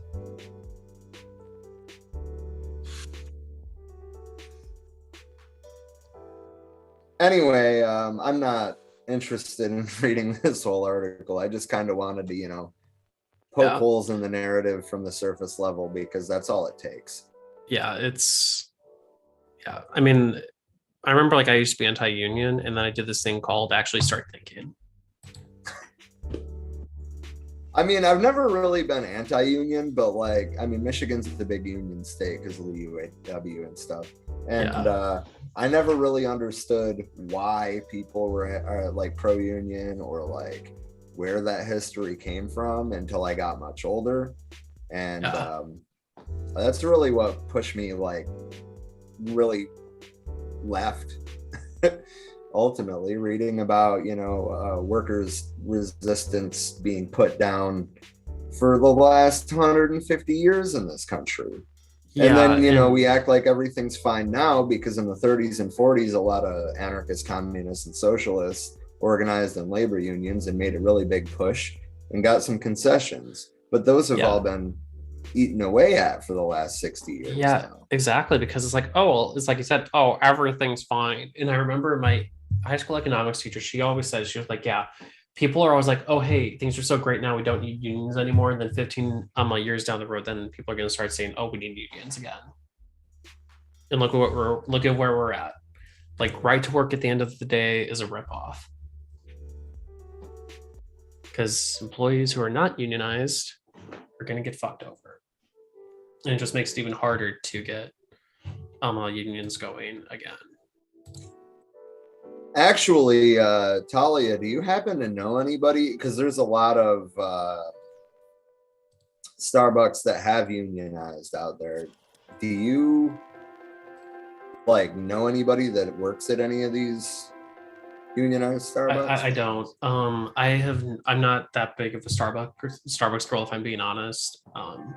Just because. Yeah, that's fair. Yeah, it's like either I make my own coffee or I just take advantage of the Dunkin' Donuts app, or someone else is buying me Dutch Bros. So Sherman Zulu is in the comments. I just wanted to shout him out. Thanks for joining us. All right, on to the next thing. Amazon Labor Union wins certification after National Labor Relations Board reaffirms historic Staten Island win. So Amazon, what? Link to the article, please. Oh yeah, I'm sorry. You're totally fine. I just basically I just love hearing myself talk so much that I have to interrupt you so I can actually read what you're talking about. So this thing has been dragging out since June. actually, like when the piece that I did back in June, where I like went to the ALU rally in Phoenix, which it's been that long ago. Yeah, it has. So like that protest was actually really brutal, right? Like it was like 117 fucking degrees that day. Yeah. And they had us on the side of the building that was directly in the sun, no shade anywhere. Everybody's like phones and shit trying to take videos are all like just shutting off and giving up. Yeah, because and basically for anyone who's never been to Arizona in the summer before, so like my Mustang, it's no one, like the AC in it isn't great. Like even when the AC is going on full, if I'm just in the car and like my phone is in the sunlight, granted I do have a Pixel 6, which is known for overheating, but if it's like charging at all and it's in the sunlight, the thing will overheat and it will shut down just by being in the air conditioned car.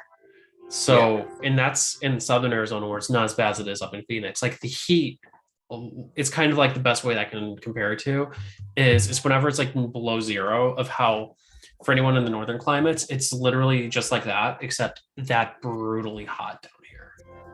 It's that kind of dichotomy. Yeah. That being said, the reason they were out in Phoenix was because the New York National Labor Relations Board didn't want to see the case, so they sent it out to Phoenix. And then the people that should have been testifying at it that were fired, that's what the whole case was about. The people that were fired weren't even allowed into the hearings, so they went all the way out there for fucking nothing. And that's the kind of shit that these big mega corporations will do in order to make sure that like they're safe.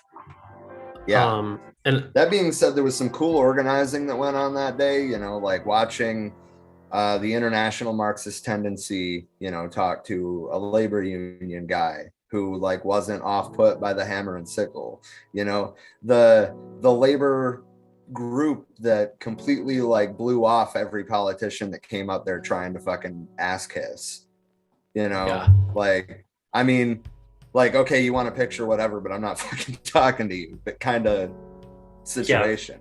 Yeah. And it's kind of like one of those situations where what we're looking at, and just like we understand like exactly the scope that Amazon has, you can really not go anywhere in life and not deal with Amazon, right? Because like they own AWS, obviously, Amazon Web Services. They also, which how many websites are actually use AWS is like their baseline, right? It's a shit ton of them.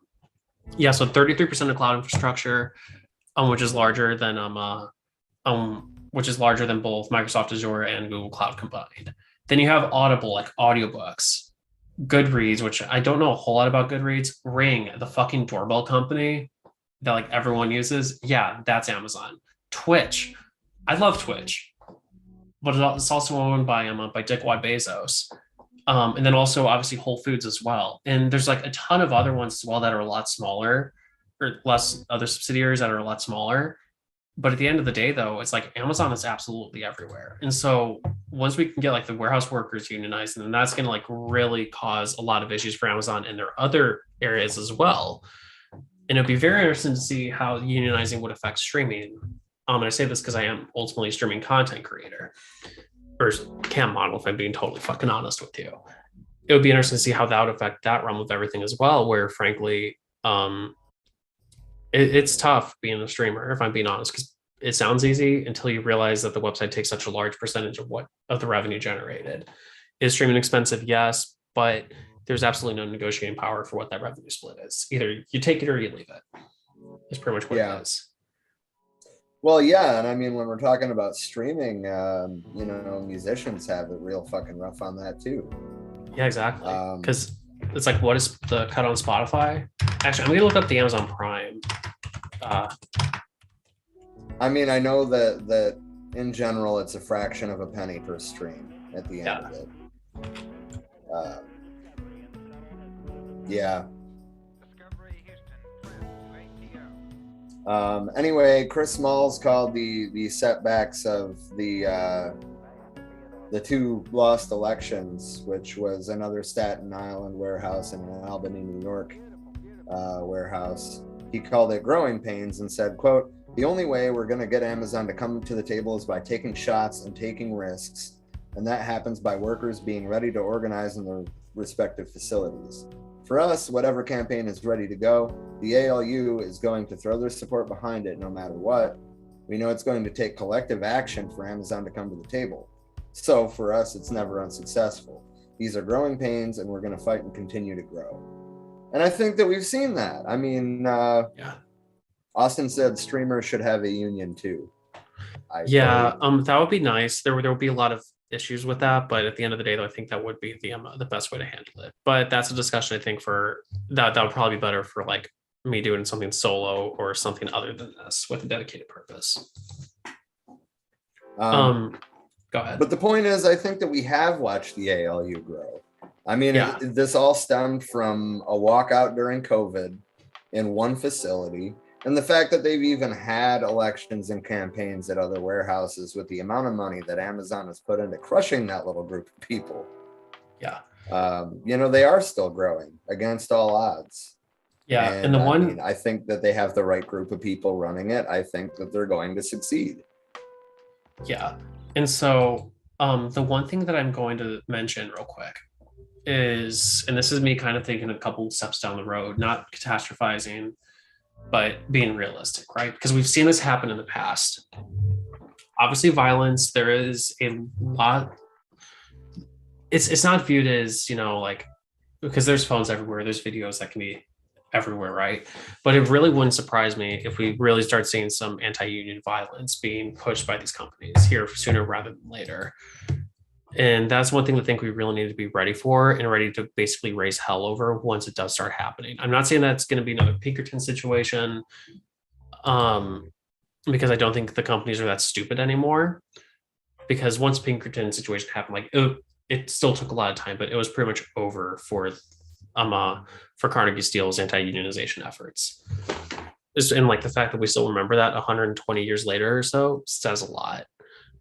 But I think we really do need to be prepared for the inevitability that violence does happen and basically be ready for that. And when I say be ready for that, I mean like anytime that you're at a pro-union rally, be ready for that shit to go down. Like, have a med kit with you, because you never know when a shot is going to be fired. You never know when a pro-corporate individual is going to go off. So it's like you have to be ready for that kind of shit and be trained in medics or in medical care and all that other fun stuff. God, I feel like that my inner revolutionary is coming out right now. Good. No, so I mean, for the railroad work, why is that such a hard railway? Actually, not railroad. Railway words are hard. United. Updates. I mean, I don't usually go deep into these. I'm basically going to give you the headlines, because I mean, we don't have time to go through these 6 articles every week. But they do quote Eugene Debs in the editor's notes, so I do got to shout that out. How many more years can the American economy, the American people, and the U.S. government tolerate the gigantic swindle that is right under the nose?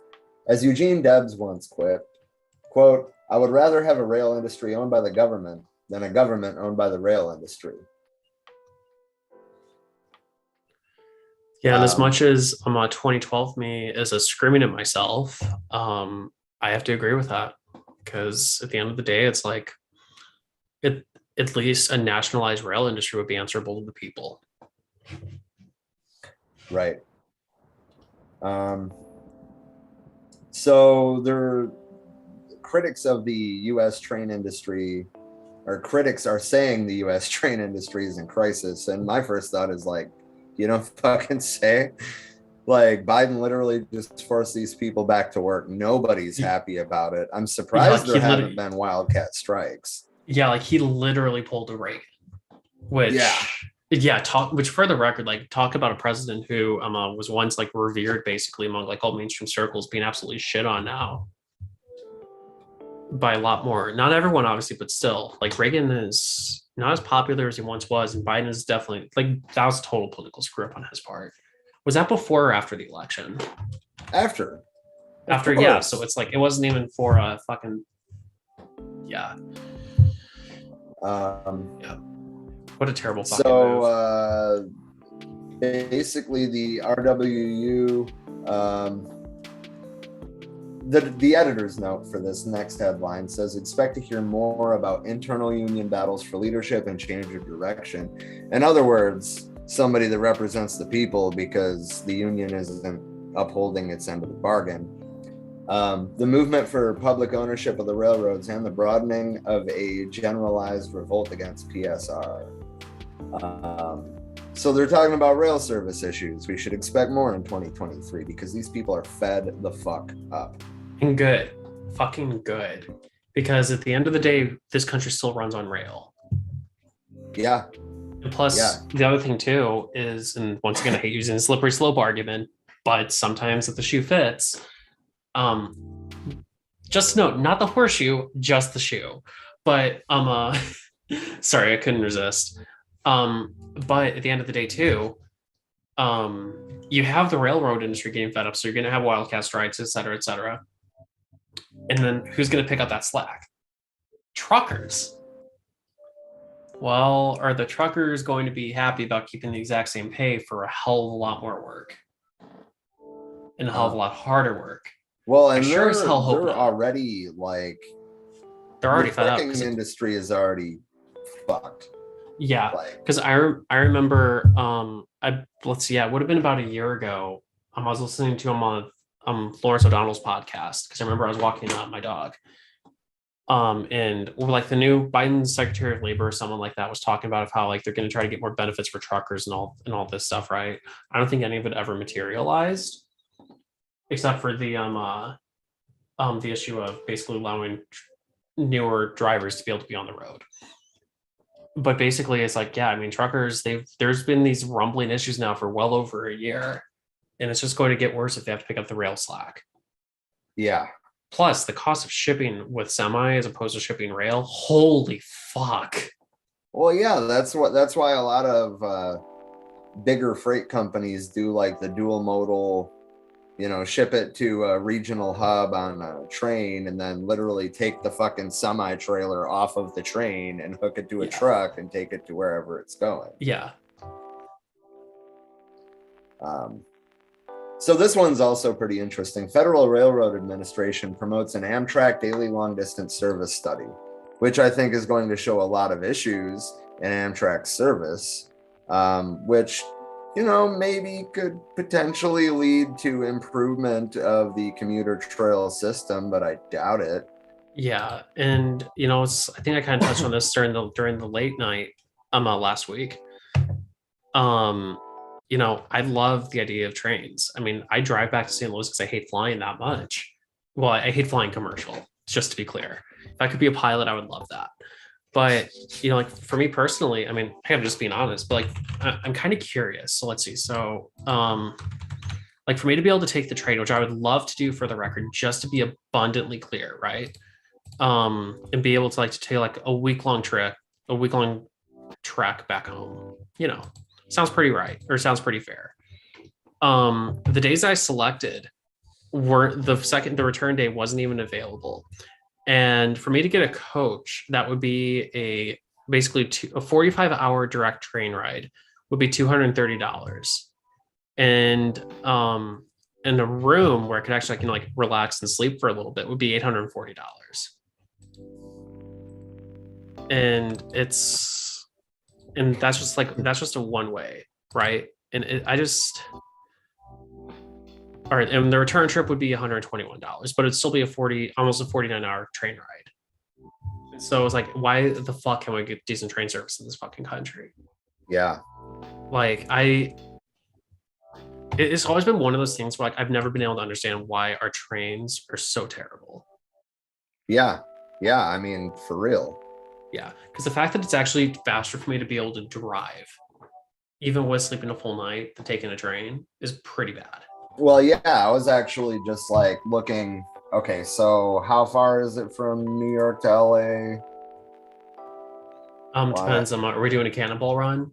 Well, I mean, I'm talking like on trains. So like I have Google Maps open and it's taking public transit would include Amtrak, but yeah. So basically we're taking trains from New York to LA and it takes 3 days, 16 hours. Like, that's ridiculous. That's what, like 3,000 miles roughly? Yeah, and what's the price for that? I don't know. I didn't have it pull up, ticketing information, but I'm sure it's a lot. But just, well, that's obviously not the same distance, but let's see, what would be, I don't know, like Paris to like Berlin, you think? That it's not quite as long, but still though, it's let's see. When I'm in this view, it won't show me. But the point is, taking a train there, that's 9 hours. Well, actually, that's the longest train. The shortest train is 8 hours, 9 minutes. And the longest is just over 9 hours, but it's a longer route.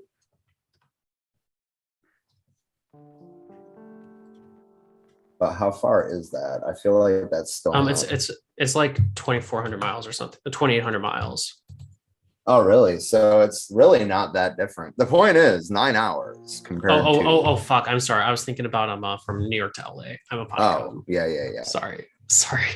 How far? Well, let me take this off of transit options and then it'll actually show me a distance. You said from Paris to Berlin, right? Yeah, that's 1,048 kilometers. Point is, though, it's quicker to fucking take a train than to drive. And then if we're like looking at areas that have high speed rail in Europe, you're talking at the blink of an eye, basically. I mean, in comparison to an 11-hour car ride. But like, look at China's high speed rail system, right? Like, yeah, they put a lot of resources into developing that, but like, don't you think it's worth it to not have such a hard, like, I mean, we're basically enslaved to our cars, right? Like, yeah, which, I mean, it's like, don't get me wrong. I mean, like, that's very much a kink that I'm into, but I know not everyone is.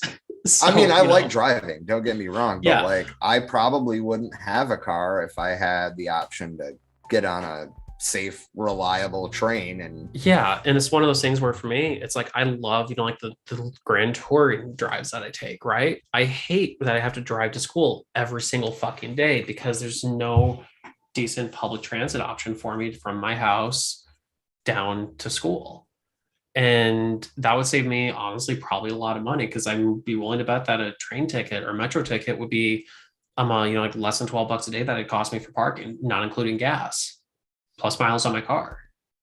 Right. And I was like, would I rather be able to drive from here to McDonald's so I could go get some food and then come and then drive back? Absolutely. But I would just like to have the option.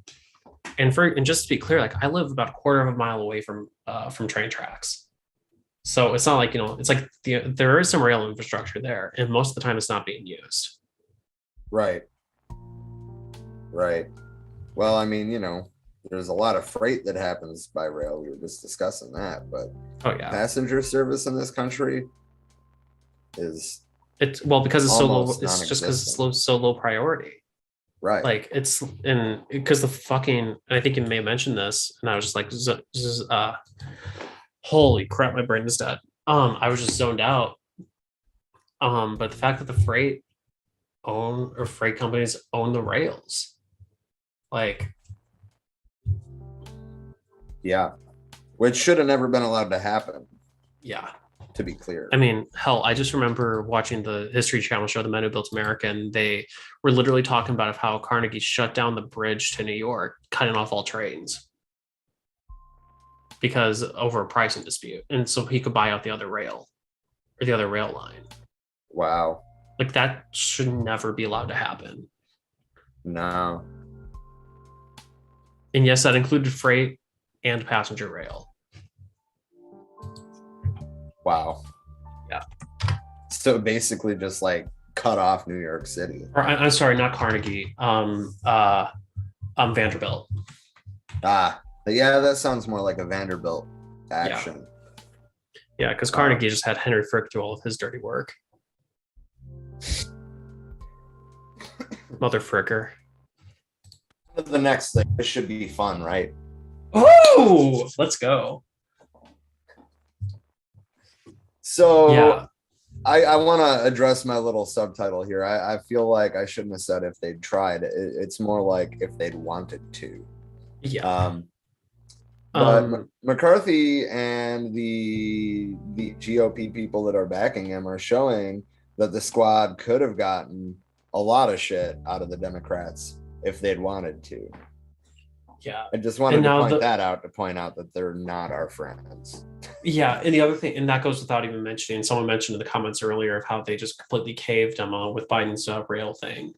But the one other point I want to make as well with the squad is that, or with the Democrats, and this is kind of defending the squad a little bit, but not very effectively, because you really can't effectively defend them, is that basically the Democrats are a much more cohesive unit than the Republicans are, at least in the Trump era, right? Yeah. Because at the end of the day, the Democrats fucked up their campaigns at every point possible. I mean, hell, look at the Arizona governor race. Katie Hobbs refused to participate in a debate. That almost cost her the election. She was able to squeak it out, but still. Basically, Democrats are terrible at campaigning and are terrible at messaging, but they're still unified. I mean, because I don't think there was a single defector, at least for the first 10 or so votes, for the speakership, right? And so I do understand why the squad were not able to do what the Freedom Caucus wanted to do with the Republicans.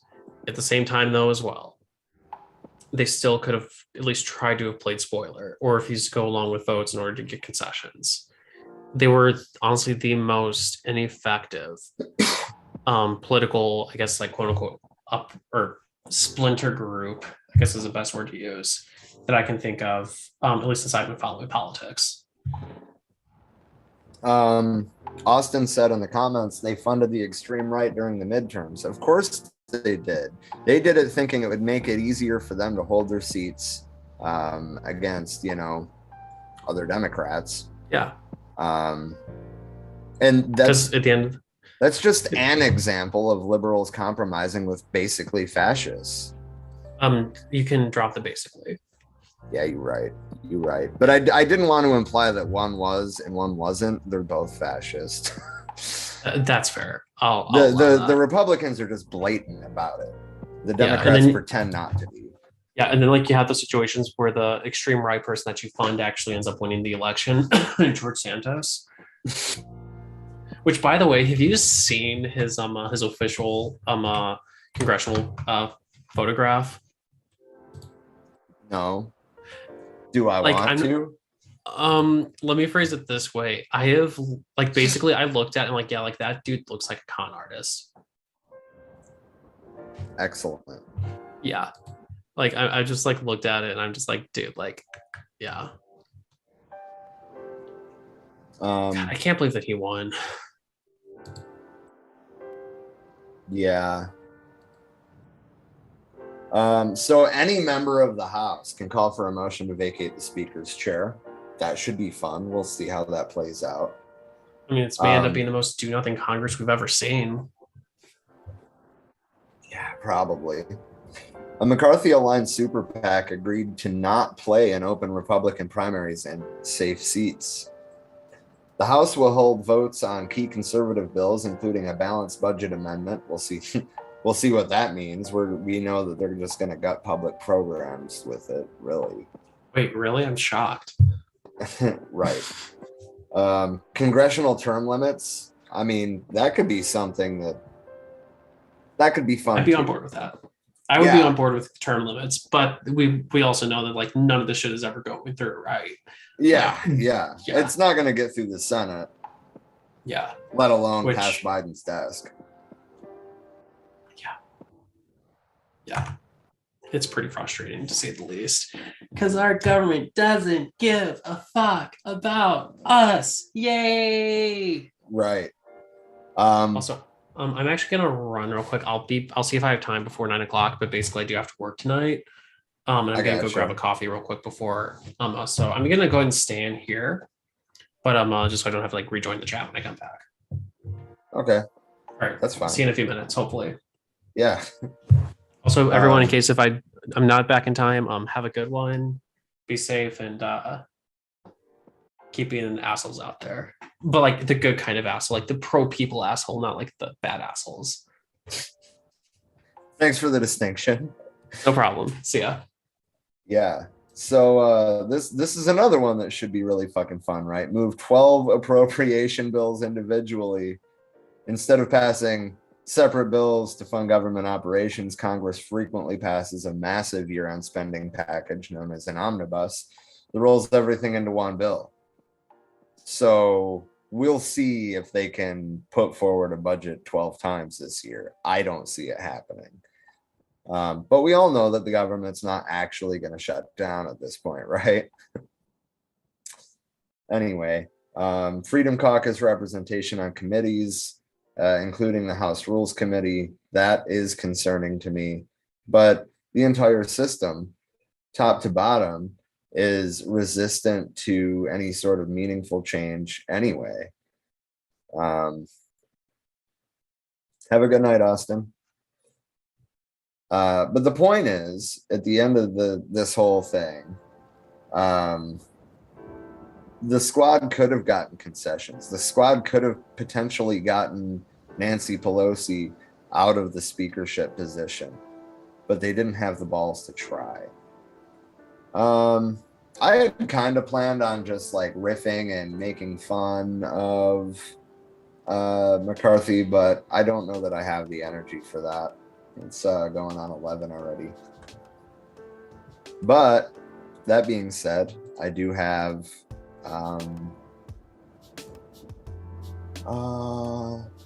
update, like a climate change update. There's an atmospheric river over the West Coast, above average temps on the East Coast, and a bunch of storms in the Southeast, and all sorts of climate things going on right now. Well said, Corbin. Yes, exactly. The squad got exactly what they wanted. Controlled opposition. So I wanted to start by talking about California. There was a point earlier this week where 90% of Californians were under flood watches as another storm threatened mudslides, power outages, and deadly inundation. That's been updated. Now, thousands of Californians are under evacuation orders as flood threats continue, and the death toll of recent storms climbs to 17. I have too many tabs open here, I'm sorry. This is a CNN video, so we, might have to talk about the narrative a little bit in a minute, but I would tend to think they're usually decent with like natural disasters and stuff, so we'll see.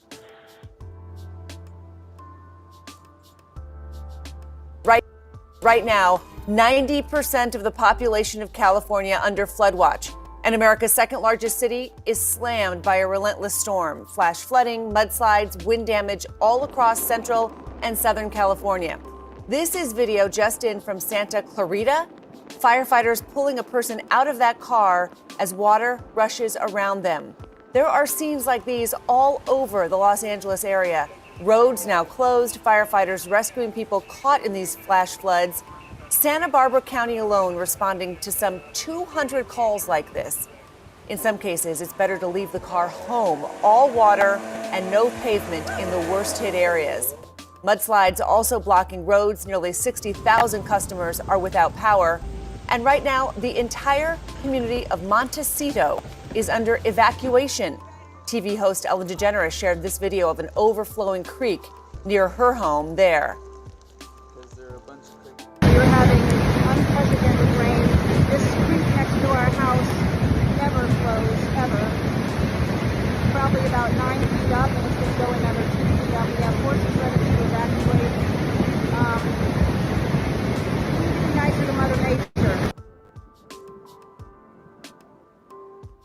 And then well, if these storms are still incredibly dangerous, well. we had several hours of these storms producing tornadoes, and they're still doing that. This tornado watch, you can see that's shaded in red, goes for the next hour or two across the southeast. You can see right around Charlotte. We did have a tornado warning just on the north side of Charlotte a few moments ago. That is expired, and now we have another one just to the west of Columbia. So anyone basically in the southeast, on the eastern side of these storms, if you see one of these tornado warnings in your area, you've got to get to your safe place. These storms are moving incredibly fast at about 55 miles per hour, so you'll have very little warning. So consider this your warning that there are some very dangerous storms across the southeast. You can see these severe thunderstorm warnings. You can see all the way across southern portions of Alabama and Georgia. Here's your severe weather risk. The area shaded in orange, that's going to be your highest risk for tornadoes, damaging winds, large hail, but we really could see showers and storms anywhere in these areas,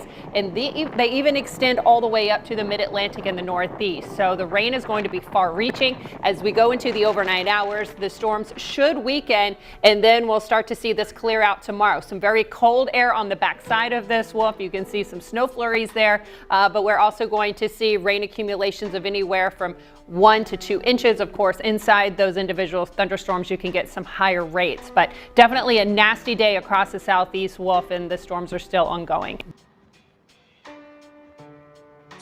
We have stunning new video that shows just how severe the flooding in California has been. This right here is Tustin, southeast of Los Angeles. Firefighters had to use a boat to rescue 5 people trapped in their cars late last night. No one was injured, fortunately. 4 adults were in one car, while a 5th was on top and awaiting rescue. Thankfully, everyone is doing okay, and there were no injuries. Just last hour in California, the Sacramento County Office of Emergency Services issued an... Let's go back.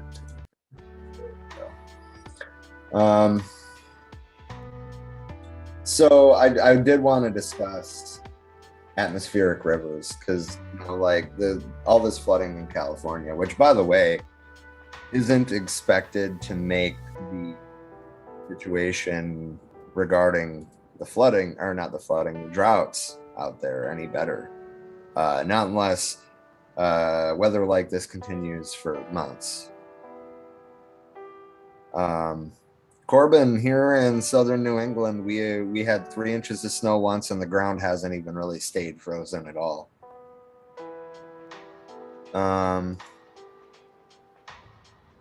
Yeah, I believe it's green in LA.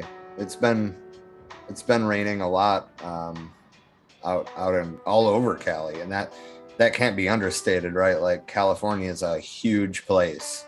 It's been raining all over that motherfucker. So I wanted to talk about atmospheric rivers. This information is coming from NOAA, the National Oceanic and Atmospheric Administration.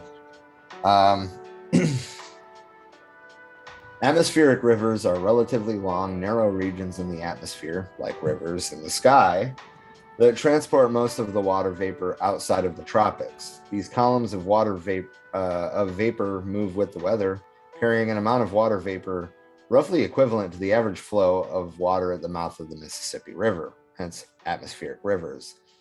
When atmospheric rivers make landfall, they often release this water vapor in the form of rain or snow.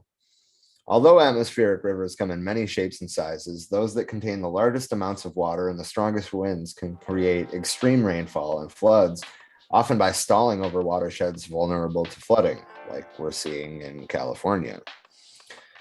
These events can disrupt travel, induce mudslides, and cause catastrophic damage to life and property. A well-known example is the Pineapple Express, a strong atmospheric river that is capable of bringing moisture from the tropics near Hawaii over the U.S. West Coast.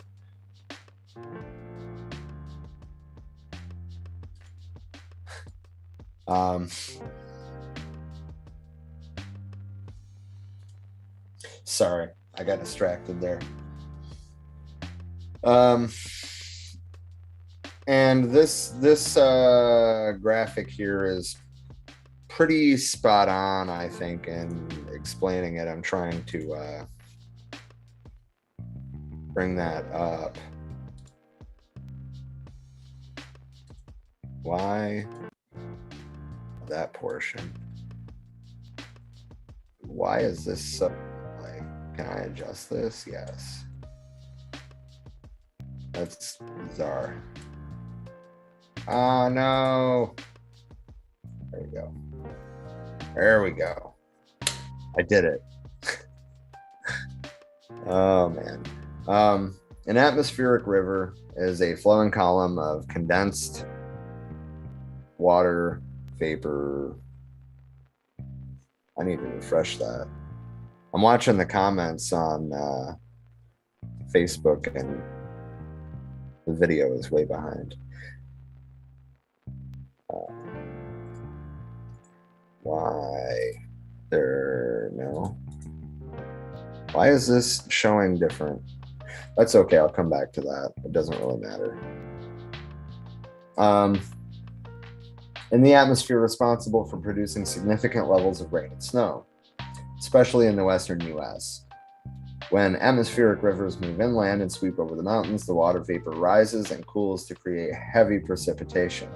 So basically what's happening is the atmospheric river is going over the mountains in California and, you know, causing the water vapor to cool, obviously. And then it falls as ridiculous amounts of rain on the ocean side of the mountain ranges, which are all fairly susceptible, I'm sorry, to flooding as it is. So that's what's behind this whole thing.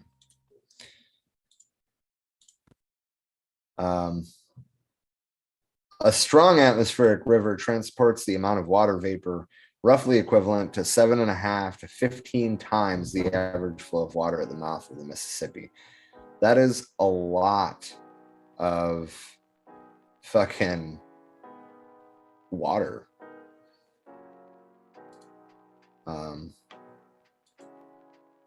So this link I'm going to send in the comments. I encourage you all to kind of play with this interactive map. I'm going to show you a couple of, I'm going to show you the two I was planning on was sea surface temperature and the surface temperature anomaly. So the surface temperature anomaly is basically above average temperatures, above or below departure from the average. Damn it. There we go. Okay. Let me set up the screen share.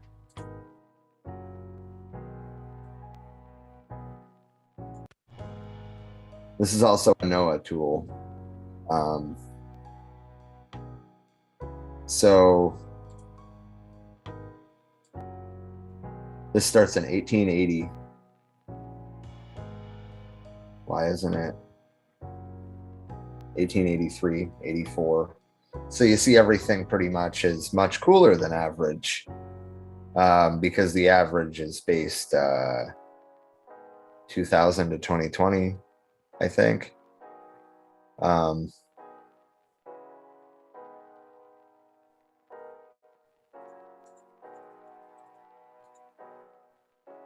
So, you know, now we're at the turn of the century. Sorry, I'm just trying to like speed this up some. It's really right about the 30s, if I remember correctly, that things start averaging out. You know, these kind of pale colors are all average. 1931, 33, 34. And see, we're already seeing like deviations from the norm in some like more northern areas.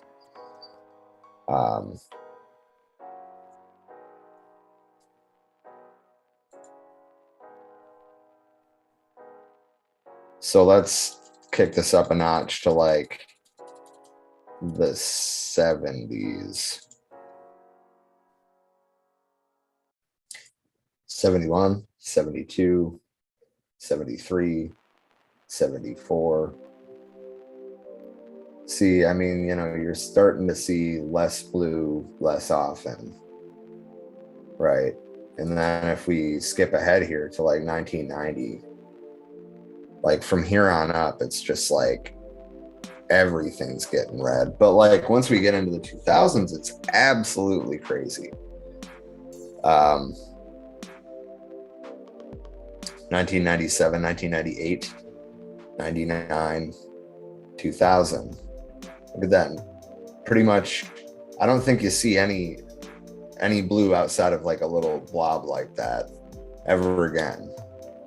Everything is above the 20-year average,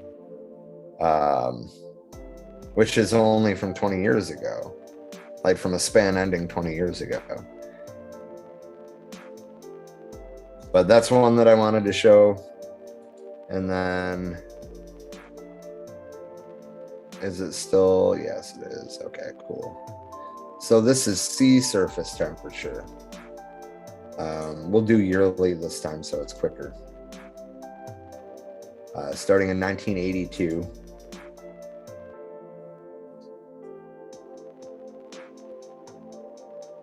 '85.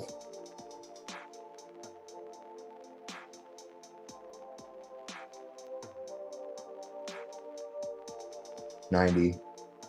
Now these darker areas of red are 32 degrees above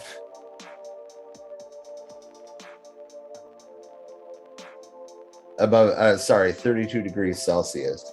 Now down at the poles, obviously we're still close to like -2, but you'll start to see this area shrink here.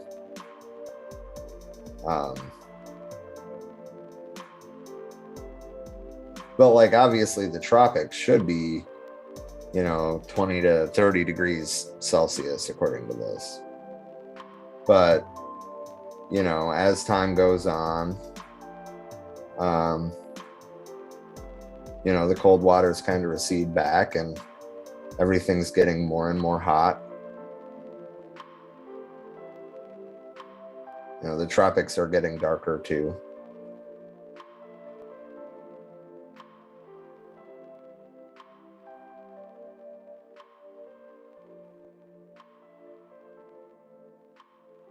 Yeah. Anyway, that one's not as fun, but there's a whole bunch of interactive maps on here. Ozone, rain, fire. Oh, active fires, actually. Let's see if we can. Let's have some fun with this real quick.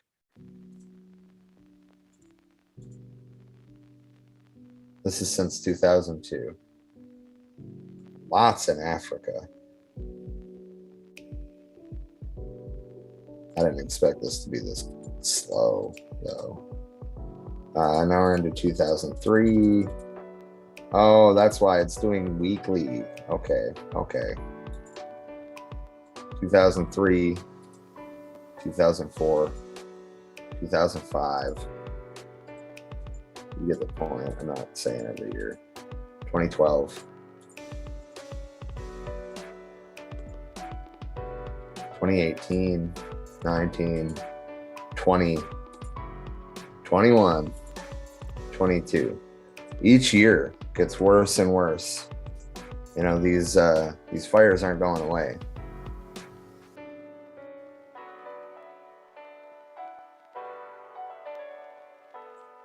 Hey, what's up, Rob? Nice to see you.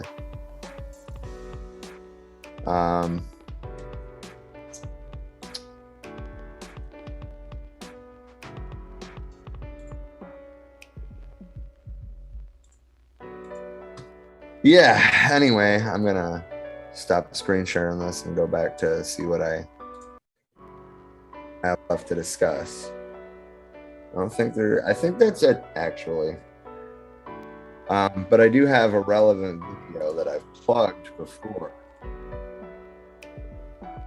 But I'm gonna play a remix of it.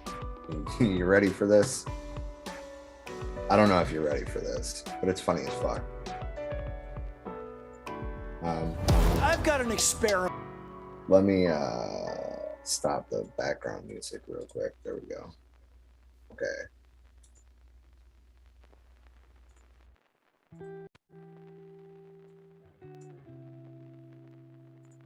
Okay, I've got an experiment for you. Safety glasses on. By the end of this century, if emissions keep rising, the average temperature on Earth could go up another 4 to 8 degrees. What I'm saying is the planet's on fucking fire.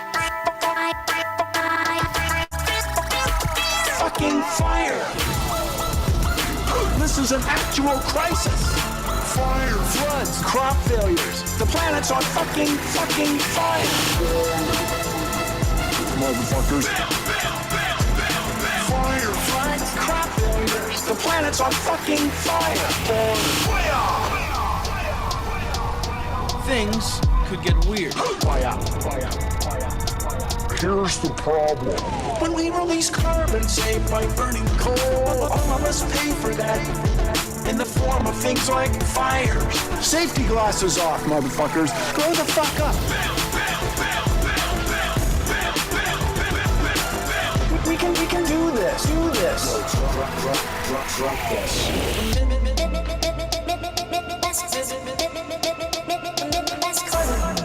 Emit less carbon, motherfucker.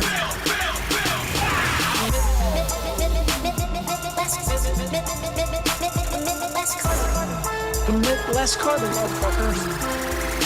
Grow the fuck up. You're not children anymore. I didn't mind explaining photosynthesis to you when you were 12, but you're adults now, and this is an actual crisis. The planet's on fucking fire. You get the point. That is a remix for the fucking ages. What? That is a remix for the fucking ages. Isn't it? And that was like the perfect time because like I come inside from getting my coffee, and all of a sudden it's like, or I'm sorry, my fucking cold brew because I'm fucking bougie. And then I'm like, what the fuck is going on in there? And then all of a sudden I walk in and I'm like, this is the perfect time for me to come back, I swear. Well, Corbyn said the world is quite literally on fire, and I thought Bill Nye said it best. He really did. And so yeah, I guess that's the perfect time for me to actually say my proper goodbye for the night because I have to go try to make money. Fair enough. And yeah, I mean, we're out of topics, and well, I guess out of time is probably more accurate. We're going on 3 hours. Well, we were late, I guess, so it's not really 3 hours, but close enough.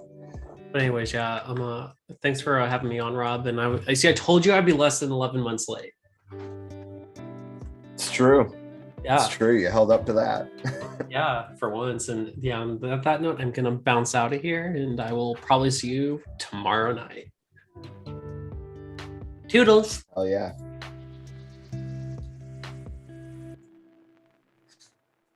Oh man. Okay, so is this right? Yes. Actually, I don't think I did that right. Technically. There we go. So our Discord is public. It's live. We have some pretty good conversation in there sometimes. And I'd like to see more of that. So I posted the link once again in the comments. Yeah. We are all over social media. Of course, I've plugged it a few times through various articles tonight, but we have a website for wearemany.org. Make sure to come back tomorrow night, 11 p.m. for 11 p.m.-ish, I'll say, for the late show. And then come back Sunday night at 7 for the United Panther Movement's Sanchikor basic political education class. We have started putting the Zoom link in the descriptions for those. So if you want to actually like join the class, like, and be able to engage in person with us, you know, that's a great way to do it. It's a lot more engaging that way. I already plugged Patreon, whatever. You can, as you see on your screen, you can find us all over social media. To be honest, the best places to find us are Facebook, YouTube, and forwearemany.org. Well, and the Discord as well. But a lot of these, we don't, I mean, Twitter, like, we stream live to it. We get on it once in a while. Instagram, we get on once in a while.